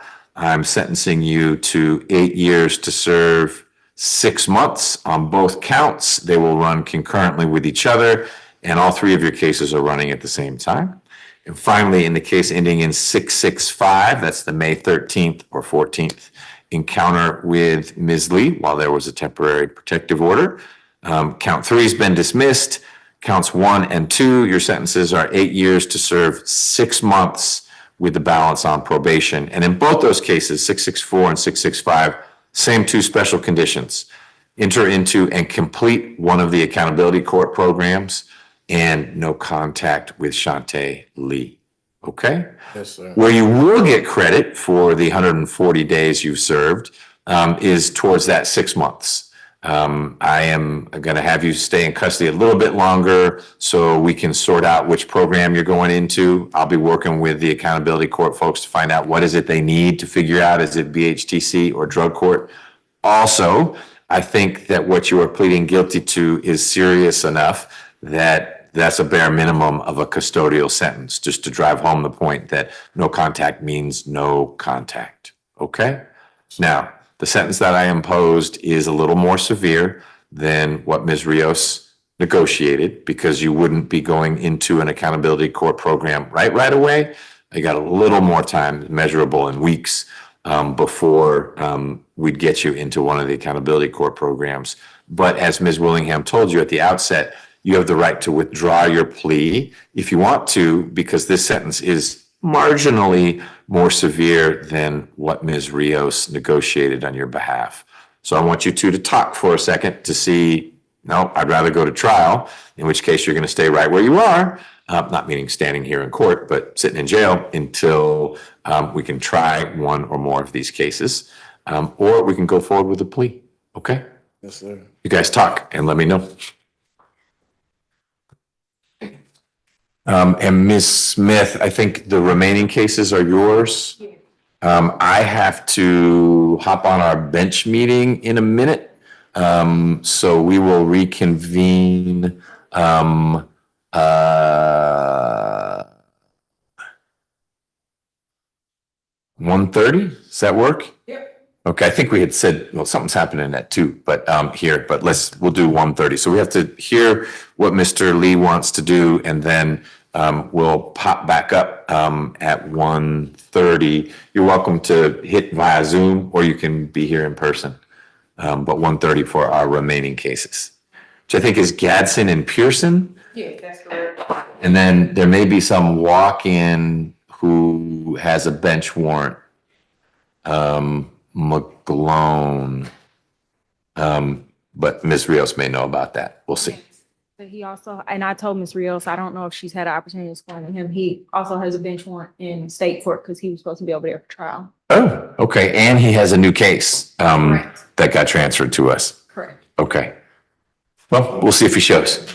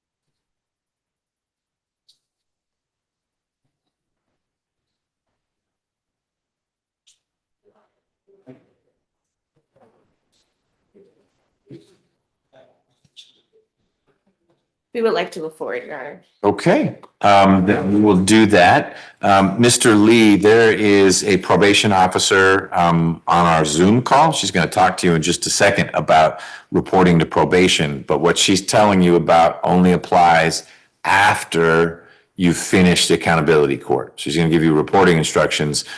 You should listen to them, but don't worry about probation right off the bat. Your focus will be accountability court, okay? Officer Berry? Yes, Your Honor. Mr. Lee, you don't have a current address, do you? No. Do you have an emergency contact that you will have? You can use my mom. Okay, what's her name? Suzanne Lashley, 407-501-3985. I was gonna say use my wife's, but you said I can't use Right. that. We can't work through her. Can you spell your mom's last name? SUZANN LASHLEY. And say the phone number one more time for Officer Berry. 407-501-3985. 3985. Correct? You said 3985, right? Yes, ma'am. And you said your mom's name is Suzanne, and what was her last name? Just say her last name. LASHLEY. Ashley? Lashley. Lashley. Okay. Once you get once you're completed accountability court, whether that's PTH or drug court, you're gonna report to 276 Memorial Drive, Southwest Atlanta, Georgia, 30303. Once you get there, they're gonna provide you all the documentation and also resources that you will need to continue probation in compliance. Yes, ma'am. All right, any questions, Mr. Lee? No, sir. I don't have no question. Okay, well, that's it. We will be back in session at 1:30. Thank you, everyone.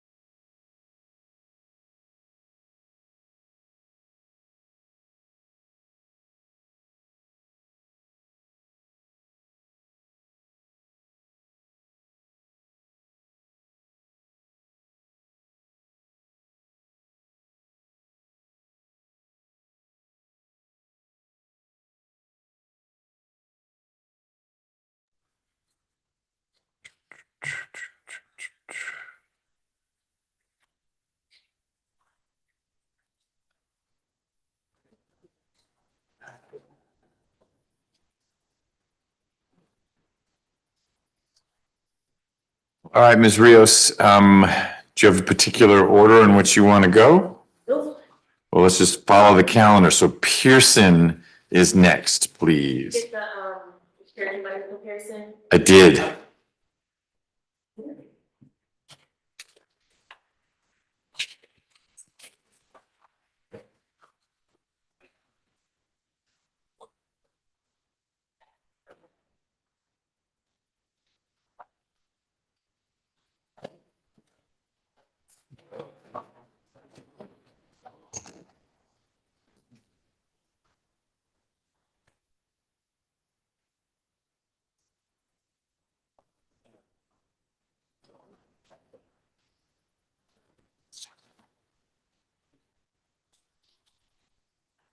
So we have Pearson and Gadsden left, and then you may have some guy walking in at 2. I don't think he's going to be walking in. I need to text Jasmine. I thought, because he said he's going to turn himself in because she would let me know about another situation that he had. Yeah, he's got a few things going on. So last I heard was that he was going to turn himself in. But then I looked at the booking and I don't see him in the jail, so I don't know. We won't expect him here. We're ready. Mr. Pearson. You don't have a Mr. Pearson? We have Gatson, Judge. Well, let's. He's not in custody. He definitely is. Woo, woo. I saw him the other day. Pearson? Yeah, William Pearson.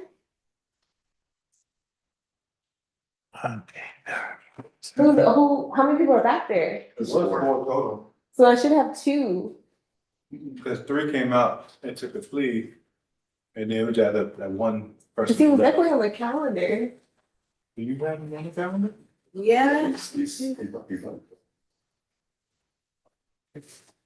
You want a booking number for him? I got a booking number for him.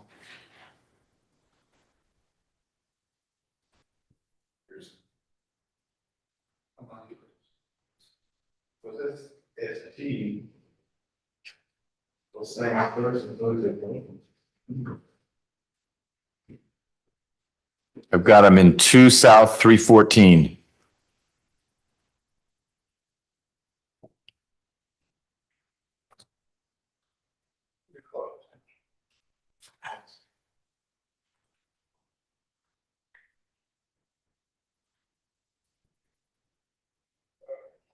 Hey, no, he was, it's green.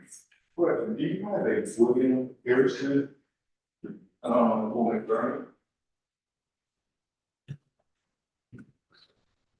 William.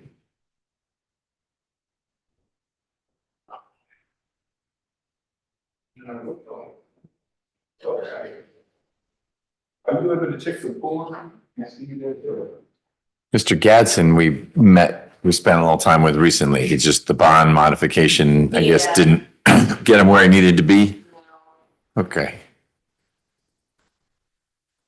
Well, we can do Gadsden while, we need him back here. Sure.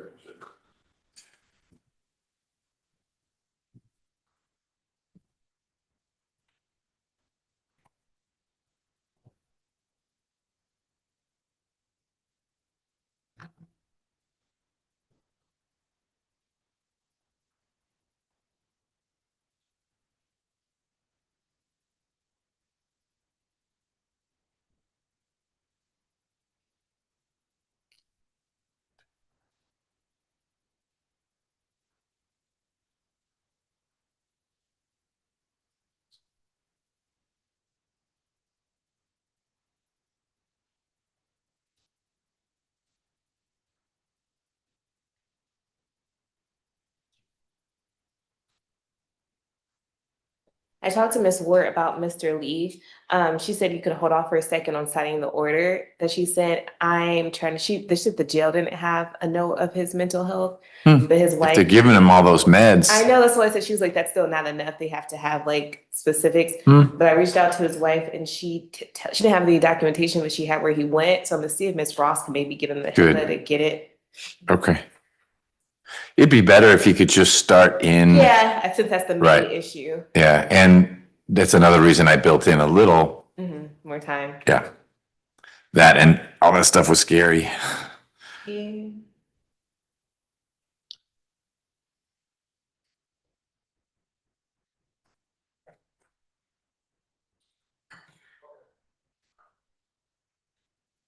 Mr. Pearson is gonna be so pissed if we can't do this plea today. He has somewhere he needed to be. Out. Out is a place to be. So, yes, just I called upstairs, they're gonna look into the matter. Okay. Yeah, he's not. He's not here. Okay. Let's see, hold on, I may have received a little, Ms. Nelson is checking as well, because she's the one who would have, put in all the requests. See what she hears. We can do Mr. Gadsden, in the interim.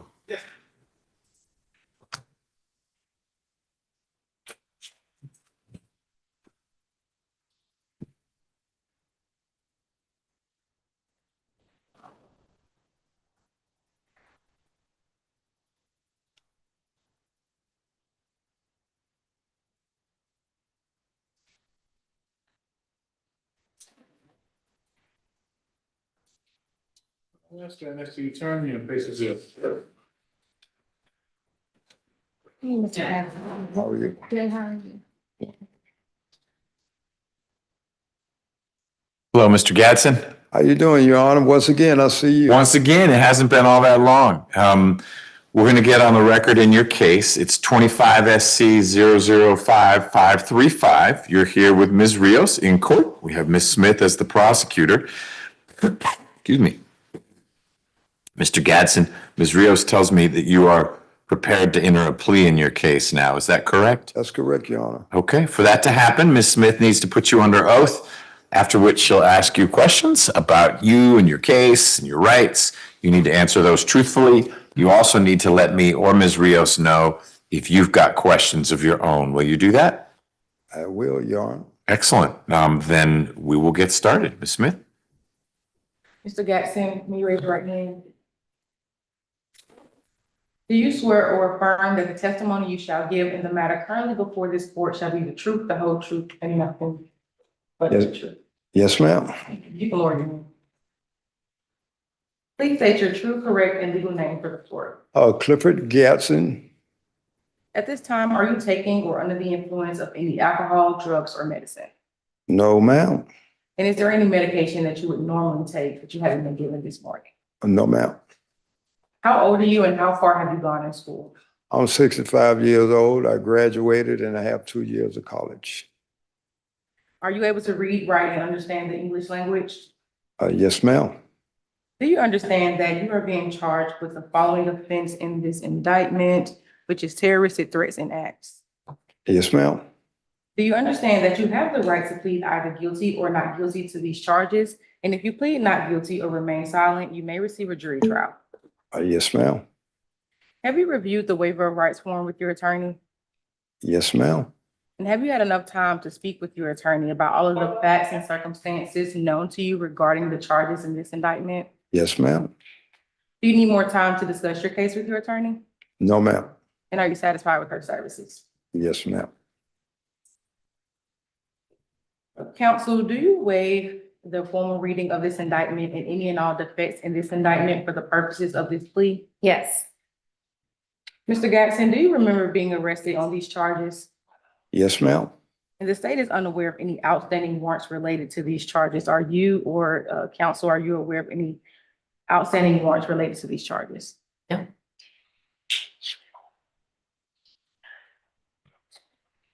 Mr. Gadsden, do you understand that this is a negotiated plea of guilty, which means that the state will recommend to the court a sentence of 1 year probation? Yes, ma'am.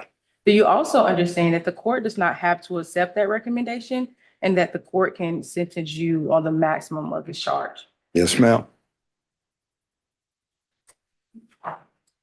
Do you understand that if you're placed on probation of any kind, you cannot violate any criminal laws of any governmental unit or any special conditions of probation without being subject to revocation for the balance of the sentence? Yes, ma'am. Do you understand that this is a guilty plea, which is permanently recorded on your criminal history? Yes, ma'am. Do you also understand that if you're charged with a crime in the future, that this plea may be used to enhance that sentencing, including on a federal case? Yes, ma'am. Are you currently on probation? No, ma'am. And are you a United States citizen? Yes, ma'am. Do you understand that there may be other adverse or unfavorable consequences as a result of this guilty plea conviction, just as there would be following a conviction from a trial? Yes, ma'am. And for example, this means that your guilty plea may affect the right to vote, the right to hold public office, the right to serve on a jury, the right to obtain a passport, the right to receive, possess, or transport a firearm, or the ability to obtain employment. Yes, ma'am. Do you understand that by pleading guilty to a felony, you cannot use, receive, possess, transport, or own a firearm? And that if you did, you could be charged with another felony offense. Yes, ma'am. Do you understand that you waive any and all defenses, including any mental health defenses, by entering this plea of guilty? Yes, ma'am. Do you understand that by pleading guilty, you are giving up the following rights? The right to a trial by jury, the right to remain silent and not incriminate yourself, the right to see and hear the witnesses called to testify against you, the right to assistance of counsel either hired by you or court appointed if you cannot afford an attorney, the right to the presumption of innocence, which means that the state must prove that you are guilty of this charge beyond a reasonable doubt, the right to testify on your behalf or remain silent, the right to present other evidence of your own, and the right to appeal if convicted of these charges after a trial. Yes, ma'am.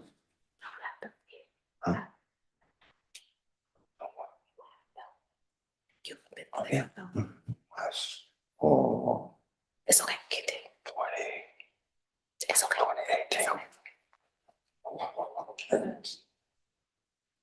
2018. Why don't we repeat the question? You guys had a conversation, which is okay, but let's repeat the question so you know what you're answering. Of course. Do you understand that by pleading guilty to this charge, you are giving up the following rights?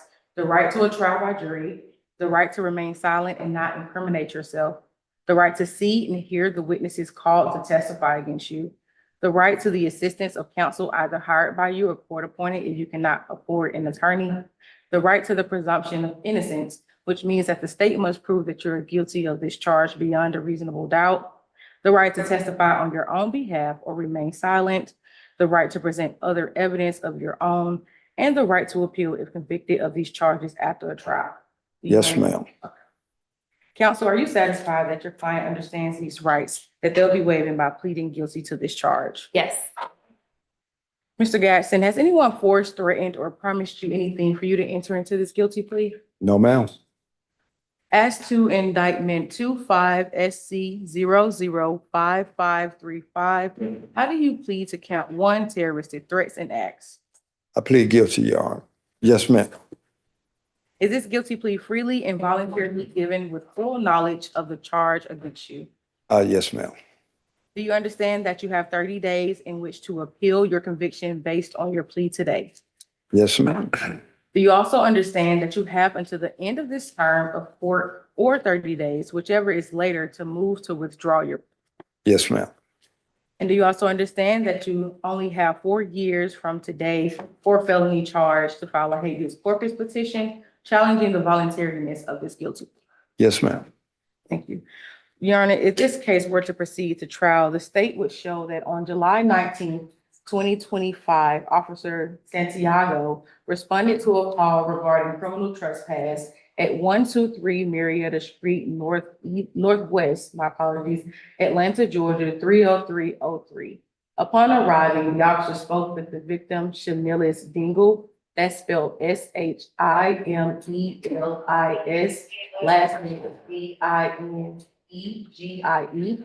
The victim told the officer that he was the owner of the 123 Marietta Street, which is a parking garage, and that the defendant threatened to kill him after he told the defendant he could not sleep in the parking lot. There was a victim on the scene that could corroborate the victim's account of the threats that was made by the defendant. At this time, the defendant was placed under arrest for terroristic threats. Those are the facts of the case regarding the negotiated plea between the state and defense. We've agreed to 1 year probation with credit for the time that Mr. Gadsden has already served for the defendant to stay away from the 123 Marietta Street location, and also for the defendant to have no contact with the victim and no further violations of the law. And that is all from the state, Your Honor. All right.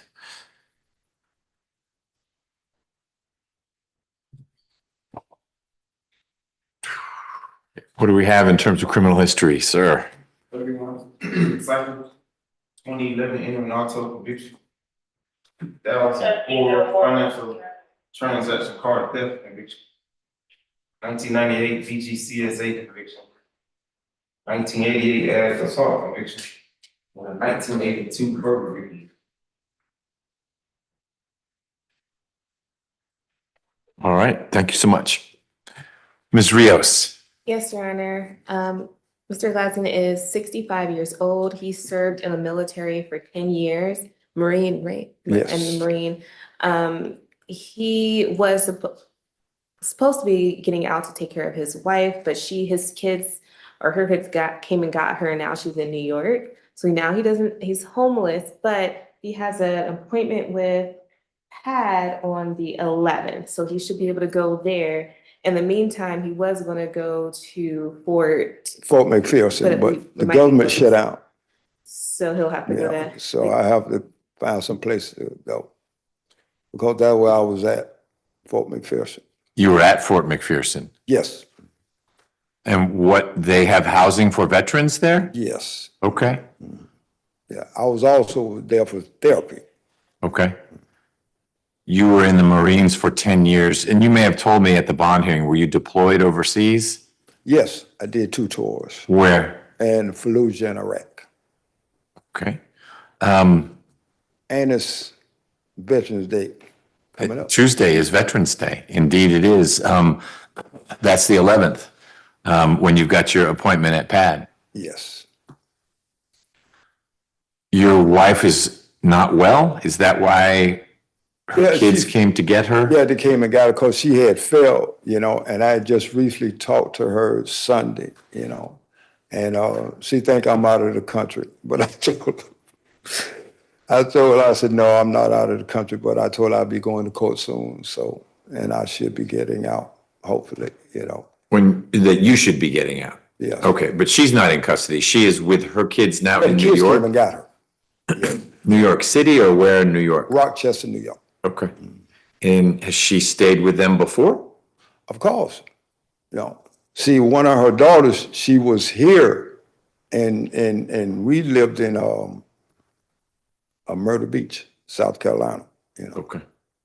So after I left to come to Fort McPherson, for therapy, and I know I was going to be here this long, and she fell, and the kids came and got her. So they took her back to Rochester, New York. Okay. Because I wasn't there to take care of her. Right. Did you know the owner of the parking lot, or that's just the person who was telling you, look, you need to get out of here? Well, I didn't know the owner, but I had left Falcons preseason game, and I really don't drink, Your Honor, to be honest with you, but, I had a couple of my Army buddies, and I just passed out in the parking lot. That's basically what it was. So you must have been drinking if you passed out. Yes, that's what I'm saying, because I normally don't drink. That's not normal for you to pass out in a parking lot. Yeah, but that's not normal for me to drink either, because I don't drink. Did your friends just leave you there? Yeah, basically. It was like, my Army buddies, some was Army, some Marine Corps. And it was like a dare thing because they know I don't drink. Okay. And then they just let you stay there? They got in the car and left. And they left? Yeah, they left me. Okay. Maybe not the friends you need to be hanging out with. Yes, that's true. Okay.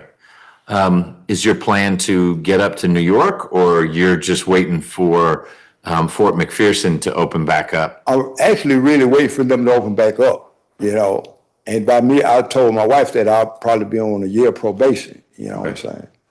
And I'm just waiting on the base to open back up. That's the reason why I don't have a place to stay, because the kids came and got her. Okay. And I consulted with my attorney, the first thing about it. So I'm just waiting on really to have a place to go when I get out and going back to the base. I'm curious, Fort McPherson, I thought, closed down and it became movie studios. So they're Part of it. part of it. So there is still some where they can provide care to veterans. Oh, yes. They have a drug rehab, they have counseling, and, you go there to take showers, clothes, everything. Tyler Perry just have half of it. Okay. You know. I thought he had the whole thing. Oh, no. Nope. Okay. All right. Do you have questions about anything we discussed? Basically, no, Your Honor. You know, everything is basically, it's accurate, you know, and I apologize for my actions. And, I'm just looking to get on with my life and get back to my wife. I've been married 15 years, you know. 15 or 50? 15 years or 15. 50? Yes, 15. 15. Okay. Yes, you know what I'm saying? So her kids were from before you were married to her? Yes, you know, my wife is 85, I'm 65. Okay. Way to go with the older women.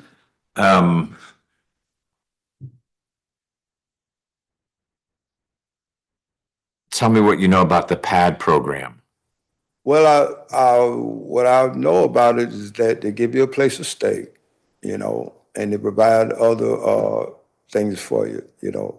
I'm on SSI, plus I get my military benefits, you know.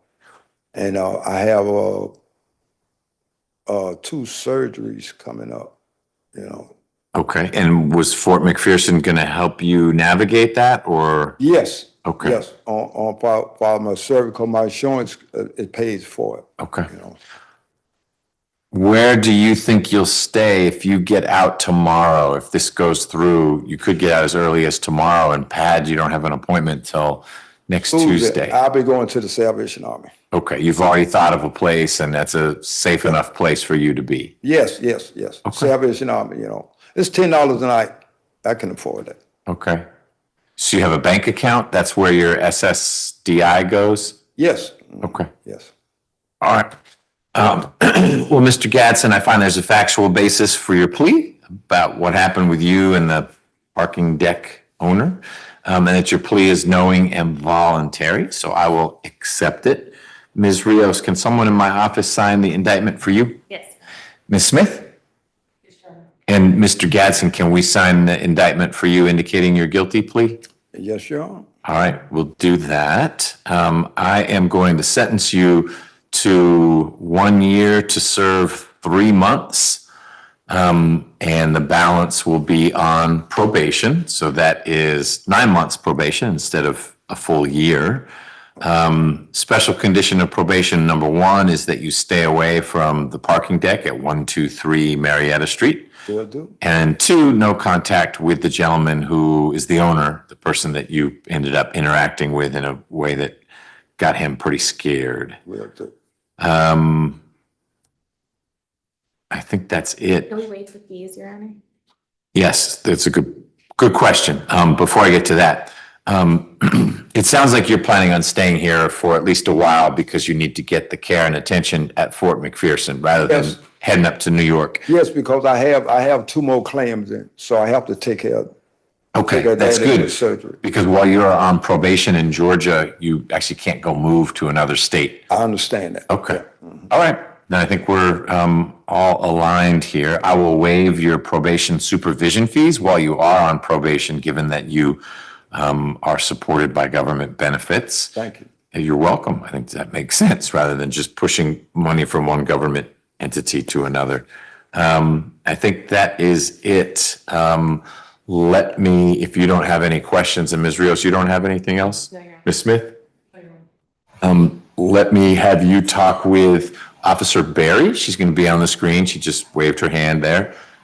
She's with probation. She won't be your probation officer, but she's going to tell you your reporting obligations, and those are very real. In the next few days, you're going to need to show up to the probation office to let them know where you're staying, which at first may be Salvation Army. Hopefully PAD can find you more stable housing. But let's hear what Ms. Barry has to say and to ask you. And hopefully the government will open up. One hopes. Hope so. Mr. Gadsden, just to make sure you don't have an address of a permanent address, right? Not right now. Okay. Who's going to be your emergency contact? Jean Daniel Gadsden, that's my wife. How you spell her name? Jean Daniels, Daniel, Gadsden, Gadson. Gatson, not Gatson. Okay. And that's your wife, you said? Yes, that's my wife. And what's your wife's name? Phone number. 843 843 283 283 9534. 9534. Yes. All right. So once you get out of custody, you're going to report to 276 Memorial Drive, Southwest, Atlanta, Georgia, 30303. Once you get there, you're going to say that you're there for intake. And they provide you all the documentations that you will need regarding as probation, any resources you might need. Once you get into the PAD program, just give them the address of the PAD program of where you'll be staying at and Okay. whatnot. Okay. So when do I have to report? Within 48 hours. So if you get released, for example, if you get released Friday, come on Monday. Come to the office Okay. Monday. So if you get released on that weekend, just try to come on that Monday or Tuesday. Okay, I will. Yeah, you will be released, if not tomorrow, over the weekend. So you should plan on Monday, going to that office, and Ms. Rios has written that information down for you. Okay. So they can get you plugged in with probation. Okay, thank you. All right? Will do. Sounds like we've got a plan. Yes, we do. Good luck, Mr. Gadsden. Thank you. Goodbye and enjoy your weekend and continue to pray for the servicemen. We will, especially we'll be thinking of them on Veterans Day. Thank you.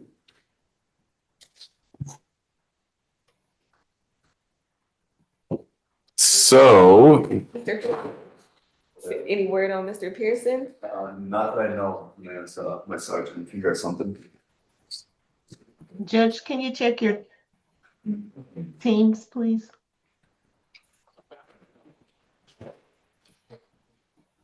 Anywhere?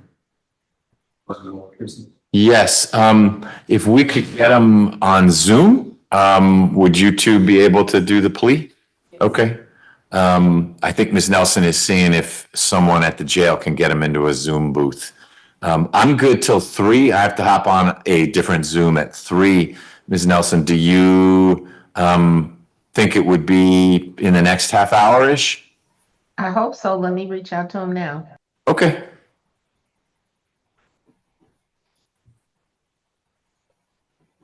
If you don't mind, we can take this one guy down. Sure. Oh, they try to. Yeah. Yeah, we're down to needing just one deputy. If Pearson's going to appear virtually, then we're good to go.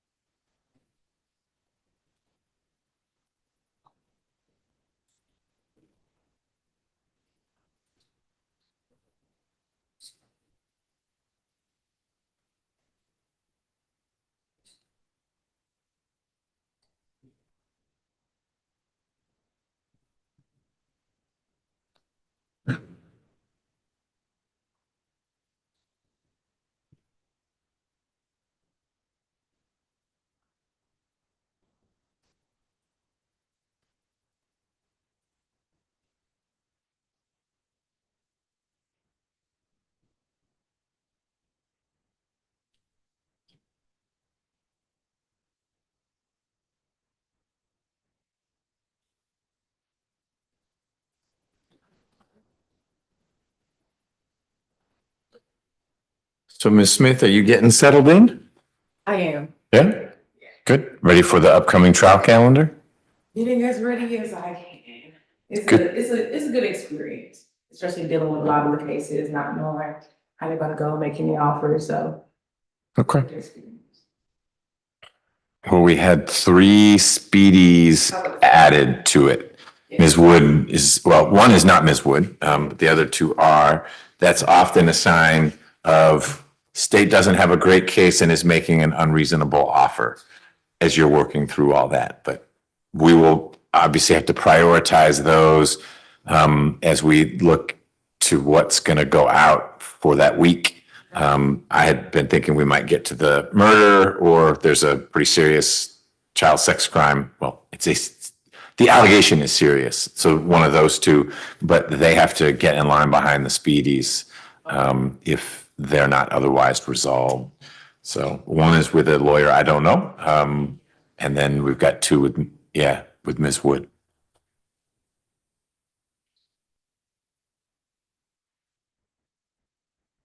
On the day that the trial calendar is for, so on the 13th, is that just like a roll call? And then trial starts the week after?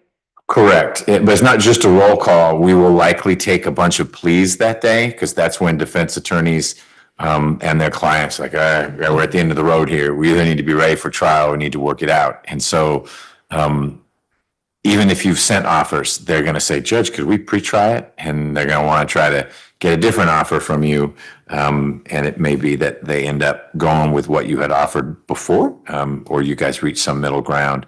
But we will take some pleas on the 13th. We also thought, yes, so next Monday at 3, we will have a conversation. You and all the specialized unit prosecutors and Ms. Rios and Ms. Wood about their cases on the calendar. And that's where we all get serious about, that one's not going to be a trial, don't worry. Or that could be, just so I have a sense going into the call of the calendar on the 13th, how many of these are likely to go away and which aren't.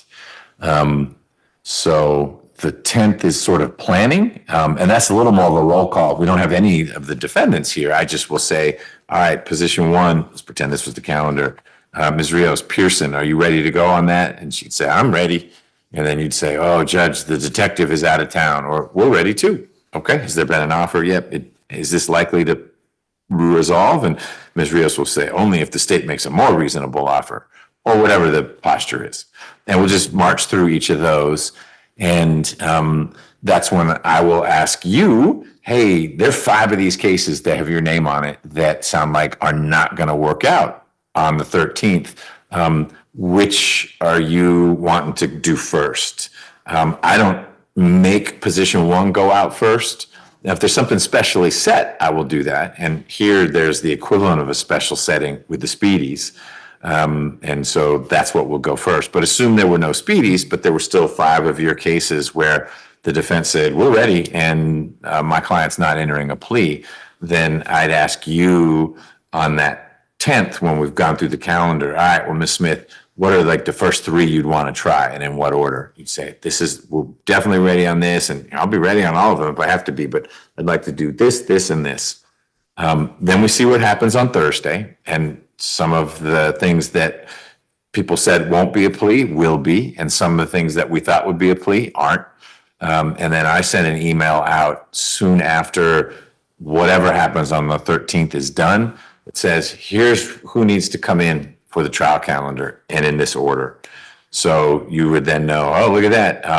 The Pearson case, judge is putting that one first out. And that's what I mean. It means that if Mr. Pearson walks in and he's not taking the state's offer or not entering a blind plea, then that's who we're using the jury for. And we'll just sort of work down that list until we get one that says, well, it's going to be a trial and not a plea or a dismissal or whatever happens. So it's not meant to be a surprise. That's not a real great way for you to be prepared. If I say, hey, let's do this case on this day, I try to give you as much lead time based on the answers we get from both the pre-trial conference we have and the call of the trial calendar. You're welcome. You think we're gonna try the murder though? I don't know Mr. Gordon, so it's always, one of our three speedies is a lawyer I don't know. And so it's harder for me to assess if he is doing what you and Ms. Wood would do, which is, my guy's stuck in jail, he's not gonna make bond, and this is a garbage case, so let's go to trial, because I think the state will fold. That is often what's behind it. I don't know, Mr. Gordon, if just his client is saying, I want a trial and I want it now, and he's paid him to do that, or what? Okay. So that would have to go first. If not, then I think, Denike is yours? Yeah, I'm ready. Yeah, I mean, we heard Adam fuss, but maybe enough time has passed that He seemed to. he's fussing less. He's tired. I understand. Life is I long. asked for voluntary, so if he gives it to me, maybe. They are getting Mr. Pearson to a booth, which is great. So we'll find out what it is. I'll connect that booth and we'll do his plea. Ms. Wood has a molestation case on there. Oh, booth is already connected. Look at, there it is. Okay, well, we'll see. Peace out, booth 1. I got to get the microphone ready to go on that.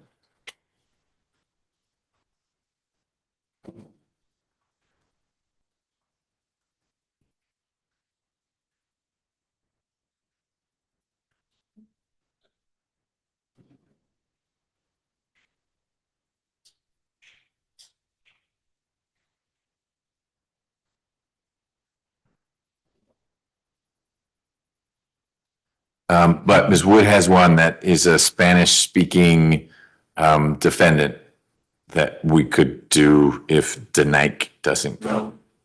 That one's gonna take forever. I know. We actually don't have forever, so maybe. I also sent that to the December Emerson calendar. Have you had an Emerson trial yet? I have not. Wait, don't give me ideas.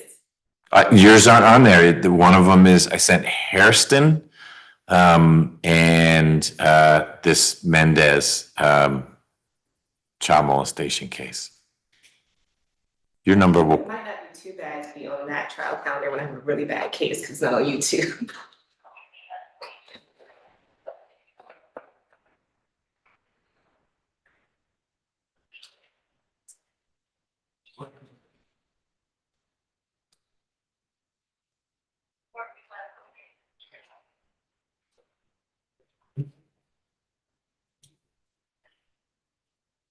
And Deontay Palmer, that keeps getting pushed back. Is it because of the other attorneys?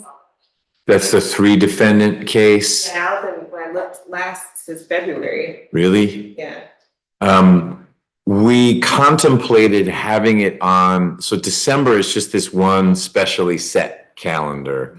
And the case that is specially set up front is Pool. She already tried once, to try again. If for some reason that goes away, the backups aren't yours. Because there's been so many changes with the other attorneys with the conflict. Oh, well, no. But just to answer, Ms. Nelson and I thought about adding that as well, but that was we wouldn't get through all those, and I didn't want people getting spun up on that case. And in particular, because that's a case with Adam, he is trying Pool. We know that. And so my pushback was, don't put another murder case that's his, because we know he's getting ready for Pool. And so the 2 backups to that are, again, Hairston, and Wright is the case. So one where the defense is that the woman shot herself. She got shot in the head in the back of a car. Yes, and then a guy named Kerry Johnson took it over. And so that's the other backup. And the speedies, if they remain speedies and aren't resolved they actually would cut in front of Pool, which would be frustrating. But we do need to try it, the Palmer case. Is it your sense that all three will go, or do you think someone will probably try to work it out? I think they would all go. I think they're all just Pointing at the others? Okay. Are you moving for a severance, or you think? I did, and then I think we talked about it, and then Adam was like, he's not bringing any of their video testimony, so he doesn't think we need a severance. I guess we'll address the issue again later. We will. We'll certainly keep talking about it. I don't remember us having a big hearing on it. No, it was just like a side conversation. Okay. You know, if severance was based on Bruton, then it's mandatory unless the state says we're not using it. But you also have the antagonistic defense basis to sever, and I'd need to hear more from all three of the lawyers about that. Is this allegedly they were setting up a gun deal? Yeah, two of them, not my client, two of them, they set up a deal to get a gun, and they got there and people got shot. And is this one where there's also a survivor, that two people came? Yes, one survived. Yeah, okay. Is your client a juvenile, or was he at the time? Adult, he's like 19. They're all young. Yeah. I can't remember. He wasn't a juvenile, his brother's a juvenile, his brother's 16. And he's one of the defendants? Yeah, Okay. and then I think it's right, it's same mom, different last names. yeah, they're Yeah. doing that. Okay. And then the third defendant, I don't think is a juvenile. He is. Oh, so two juveniles and They you, were like 16, 17. and then this big guy? What big guy? Your client, the adult? 2 years older, I would say an adult. All right, He can't legally drink. we've got, They're all children. that's the yardstick. All right, here's Mr. Pearson. Good afternoon, sir. Can you hear us? I can hear you, Mr. McBurney.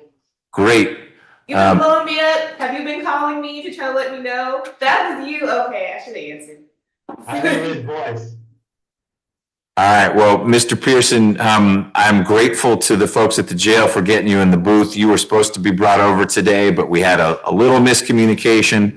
Ms. Rios said we need to try to work out his case today. So we've got you here. And I'm ready to go forward with a plea if you are ready to go forward. Yes, sir. Okay. Tell me I want to make sure that the court reporter, Ms. Rivers, is going to be able to hear you. Why don't you share with me what your date of birth is? 2/18/1978. That'll work. Excellent. Okay, we're good to go. So we're going to get on the record. This is 23 SC 189-578. It's State versus William Pearson III. Mr. Pearson is appearing from the county jail. His lawyer, Ms. Rios, is here in court. The prosecutor, Ms. Smith, is here in court. And I need to confirm, Mr. Pearson, that you are willing to go forward even though you're not here in court, that you're waiving your right to be in court. Yes, sir. Okay, you also have a right to have Ms. Rios right here, right there by your side, but she is instead on the screen, as you can see, rather than out there at the jail. Are you waiving your right to have Ms. Rios by your side? Yes, sir. Okay. If at any point you need to speak with Ms. Rios privately, let me know, and we'll get her to hop onto Zoom in a jury room or something and put you guys in a breakout room. I don't think that'll be necessary, but that's not my call. That's your call. Will you let me know? I will, but we went over all the details prior to this proceeding. That's what she told me. All right, then Ms. Smith is going to put you under oath in just a moment and ask you a bunch of questions. Please answer them truthfully. Also, let me know, Mr. Pearson, if at any time you have trouble hearing things because we're doing this remotely, or if you just got questions about what's going on, okay? Yes, sir. All right, Ms. Smith?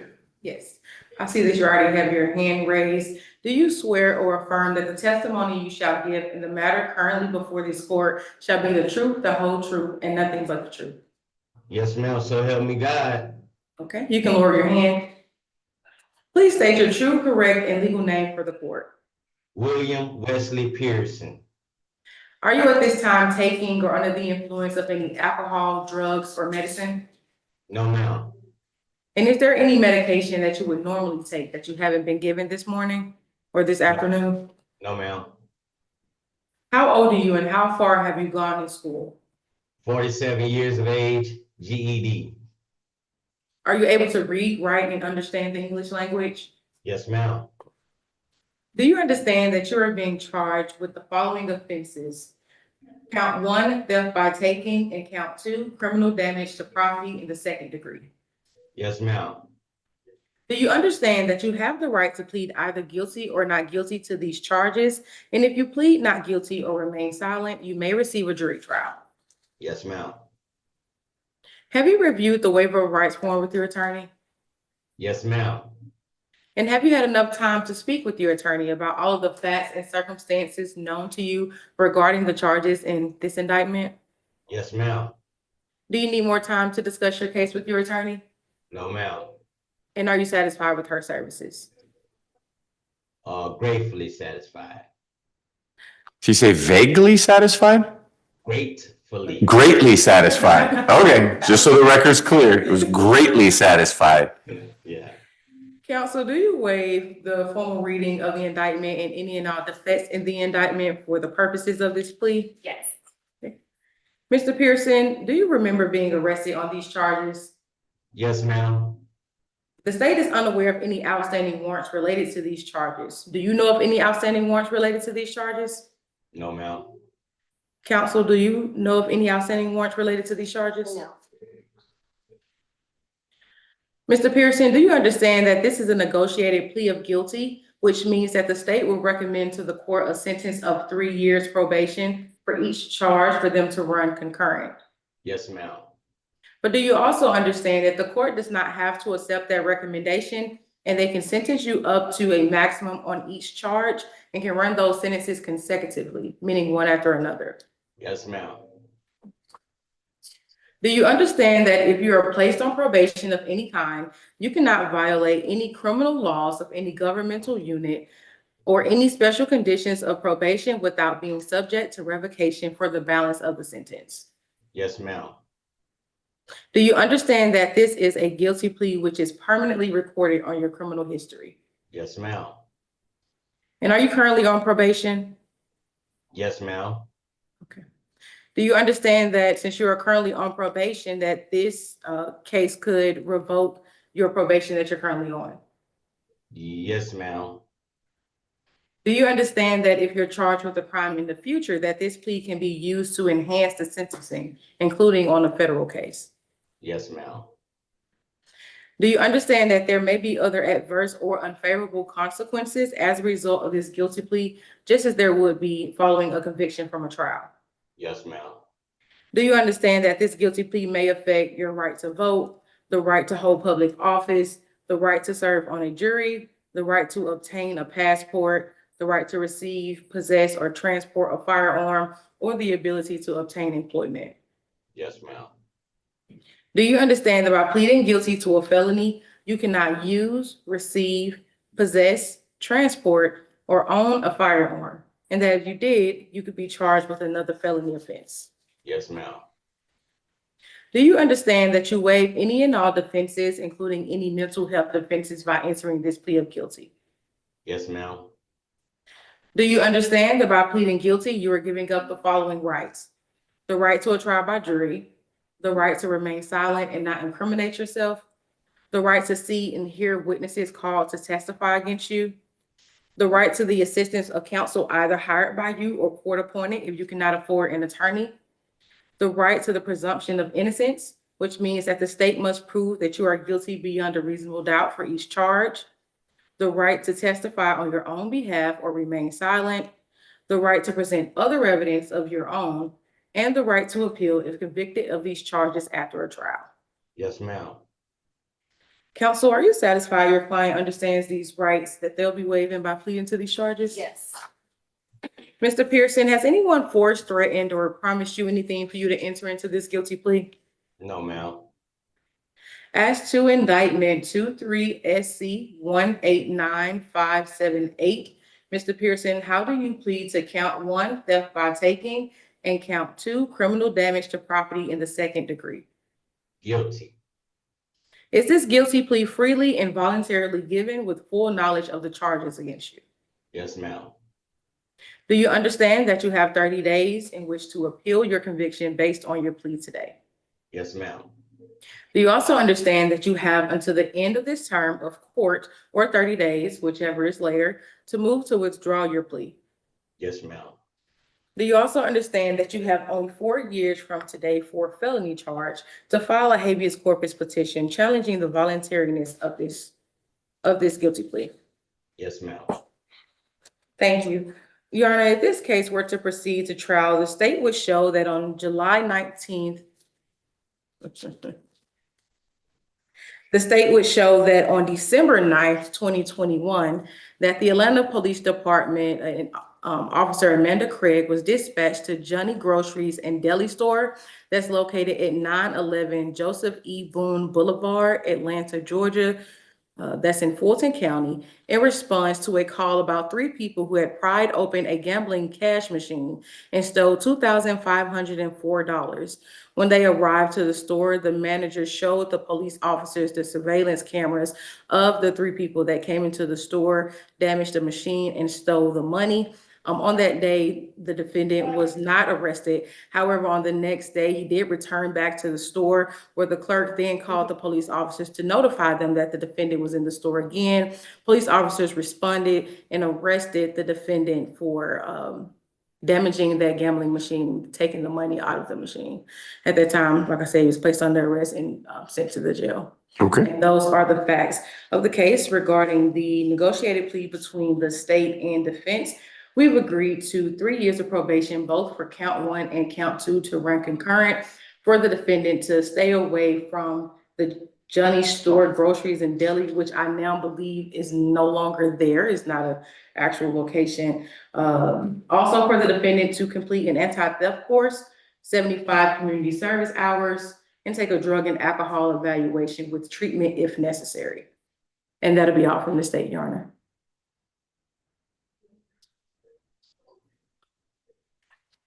All right, criminal history. 17 something. On probation out of Douglas and Henry County started. 2019 possession of cocaine, possession of heroin conviction. And 2013 entering October. All right, thank you, sir. It looks like, Ms. Rios and Ms. Smith, that the cases for which Mr. Pearson is on probation post-date this stealing the cash. So I don't think these pleas ought to have probation ramifications. So Mr. Pearson, I'm not guaranteeing you anything, but the things you are on probation for in Douglas and Henry, those are convictions out of from 2023 and 2024. Henry was gosh, tomorrow was 2 years ago tomorrow, and then the other one was February of 24. This situation, the thing you're pleading guilty to, you and 2 guys busting into the gambling machine, that happened in 2021. And you typically can't be revoked for something that happened before you got put on probation, if that makes sense. Yes, sir. So I'm not promising you Henry's not going to come knocking, but I think a lawyer there would be able to get that thrown out, because this, even though you're pleading in 2025, it relates to conduct back in 2021. Yes. All right, Ms. Rios, what do you want to tell me about our union organizer? He is 47 years old. He's been doing really well. That's why he was so anxious to get out, and I got him on earlier counter because he has a job at Waffle House as a server that he doesn't want to lose. He's been doing well, providing for his 5 children, ages from 11 to 2 months. Yes. And he enrolled in online school trying to get his associate's degree in management. So I just ask that you accept the plea as negotiated. All right. Mr. Pearson, you got some nice letters of support from a couple people who are involved with a union. Tell me how you got involved with the union. Just trying to organize the South Union Southern Service Workers. And I've been real active in the community since I've been released from prison. I've been off of heroin because that was my vice. Just changing my life. No longer on the west side, no longer hanging with the same people, doing the same things. Just I'm just real proud of how far I've came. Well, it shows in those letters, those folks have been impressed with your commitment. Tell me, you said when you got out of prison, when were you in prison and for which of these cases? I went to well, Henry County gave me probation and Douglas County gave me probation, but it overrode a little bit. So I went to Jackson for like 6 weeks and I got out April 30th of 24. I got my license. I've been working. I got a valid bank account. I got a secure credit card. I got a new iPhone. I'm trying to get my credit right. I'm just doing good and I'm happy. Working with the union. I'm working with different genders of people. I'm on fire. So the Waffle House job, what do you do for Waffle House? I'm a server and I'm the best one. Okay, well, it's good to be confident. What Waffle House? Jonesboro Road, 138, across from Stivers South. Okay. Tell me why you think they'd still have the job for you there. Oh, because I'm a hard worker. I don't miss a day. I take great pride in serving the community and I'm just good at it. Okay, but you've missed 28 days because you've been in jail for a month. And so I want you to tell me why you think Waffle House will take you back after having been gone for a month. My fiance got in touch with him, my manager, and he told me as soon as I get out, give him a call, he's gonna put me back on schedule. Okay, that's good. You need it. Your 5 kids, do they stay with you or are they with other people? They're with their mothers, but I'm actively in their lives. Okay, they're all local or are they in other places? They're in Louisiana. All 5 are in Louisiana? Yes, sir. Okay. Your fiance is not the mother of any of those kids? No. Okay. How many moms are involved across the 5 kids? 2. Okay. Both in Louisiana. Where in Louisiana? New Orleans. Okay. You understand that while you're on probation here in Georgia, it may be that you get approval to travel if you seek it in advance, but you could not move to Louisiana. You need to stay in Georgia. I know I have to get a traveling permit through the probation. You do, exactly. Okay. Do you have any questions about anything we discussed? No, sir. I'm good. I appreciate you all for accepting the recommendation and moving forward and just letting me allow to just flourish with my life. Okay. Well, Mr. Pearson,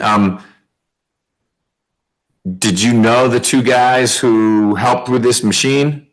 I was on drugs, Your Honor. Okay. You were looking for your next fix, and boy, $2,500 is a lot of fixes.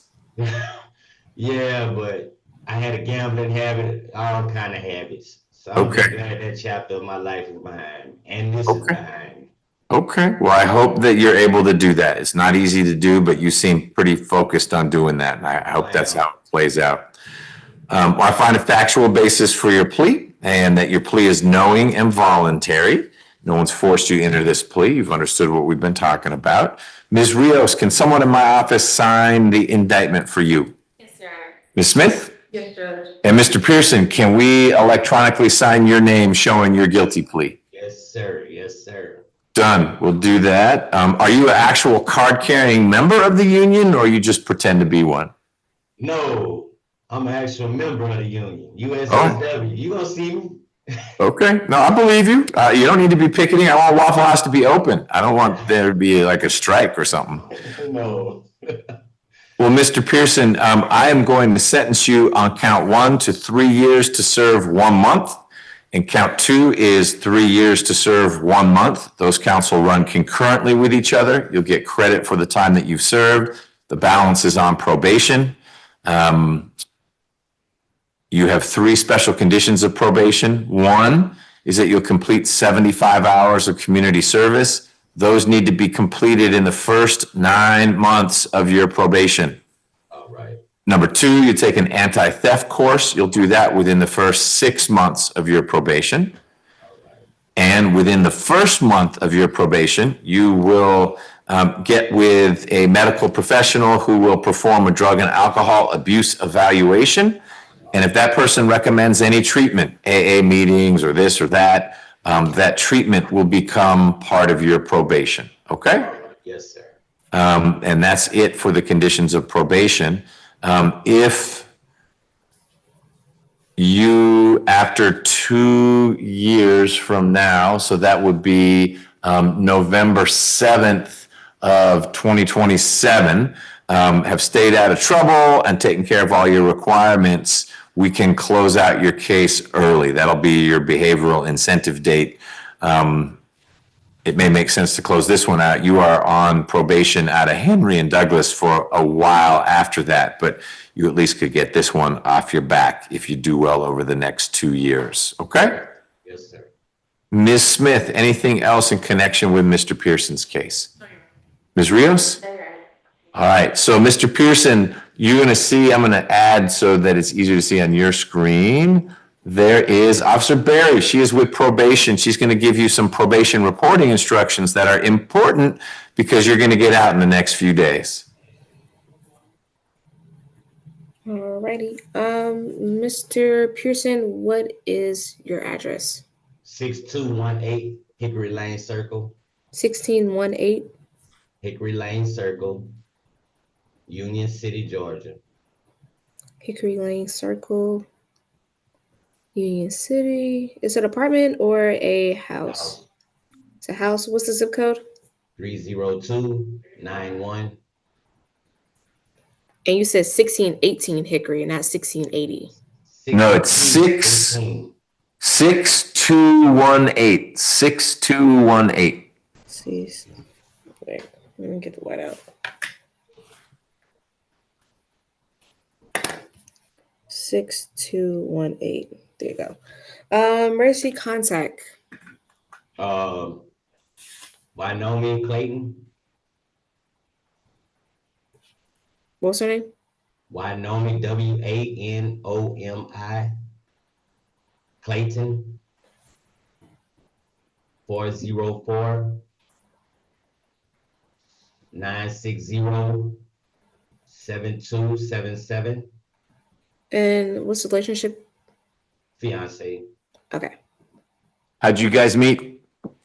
It's a long story. We don't have time for that today then. When I'm at the Waffle House, you can tell me. All right. All right. Mr. Pearson, once you get released within 48 hours of once you get released in 48 hours, report to Atlanta office. I know where to come. You know, come to Atlanta office, 276 Memorial Drive. You know where to come. I'm already on probation over there. So I know where to come. Alrighty. I just gotta make sure. Gotta say. Officer Berry, are you able to tell? It sounds like Mr. Pearson already has a supervising officer. Is that in the system? Yeah, Mr. CSO Payton. Officer Okay. Payton. Yeah. Got it. Yeah. And I've been doing good. No problems. Other than this. Good. Well, keep it up. You are a good self-advocate. Keep up the good work and stay out of harm's way. Mostly stay away from those drugs. It sounds like that's what was behind a whole lot of your troubles. Yes, sir. Okay. Anything else, Officer Berry? No, Your Honor, that's it.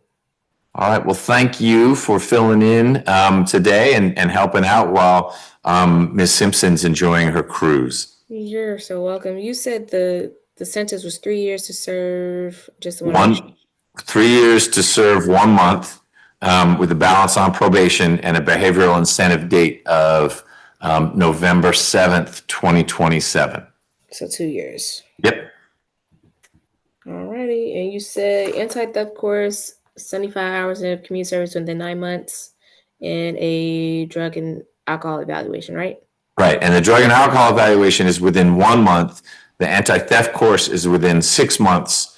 And then the community service has to be done within 9 months. Alrighty. I'll put that in the case note. Thank you so much. Great. Thank you. Thank you. Mr. Pearson. All right. That's it. Hey, thank you, Deputy Reynolds, for getting Mr. Pearson in the booth on such short notice. No problem. All right, Mr. McBurney, have a good one. All right, Mr. Pearson, you take care. Yes, sir.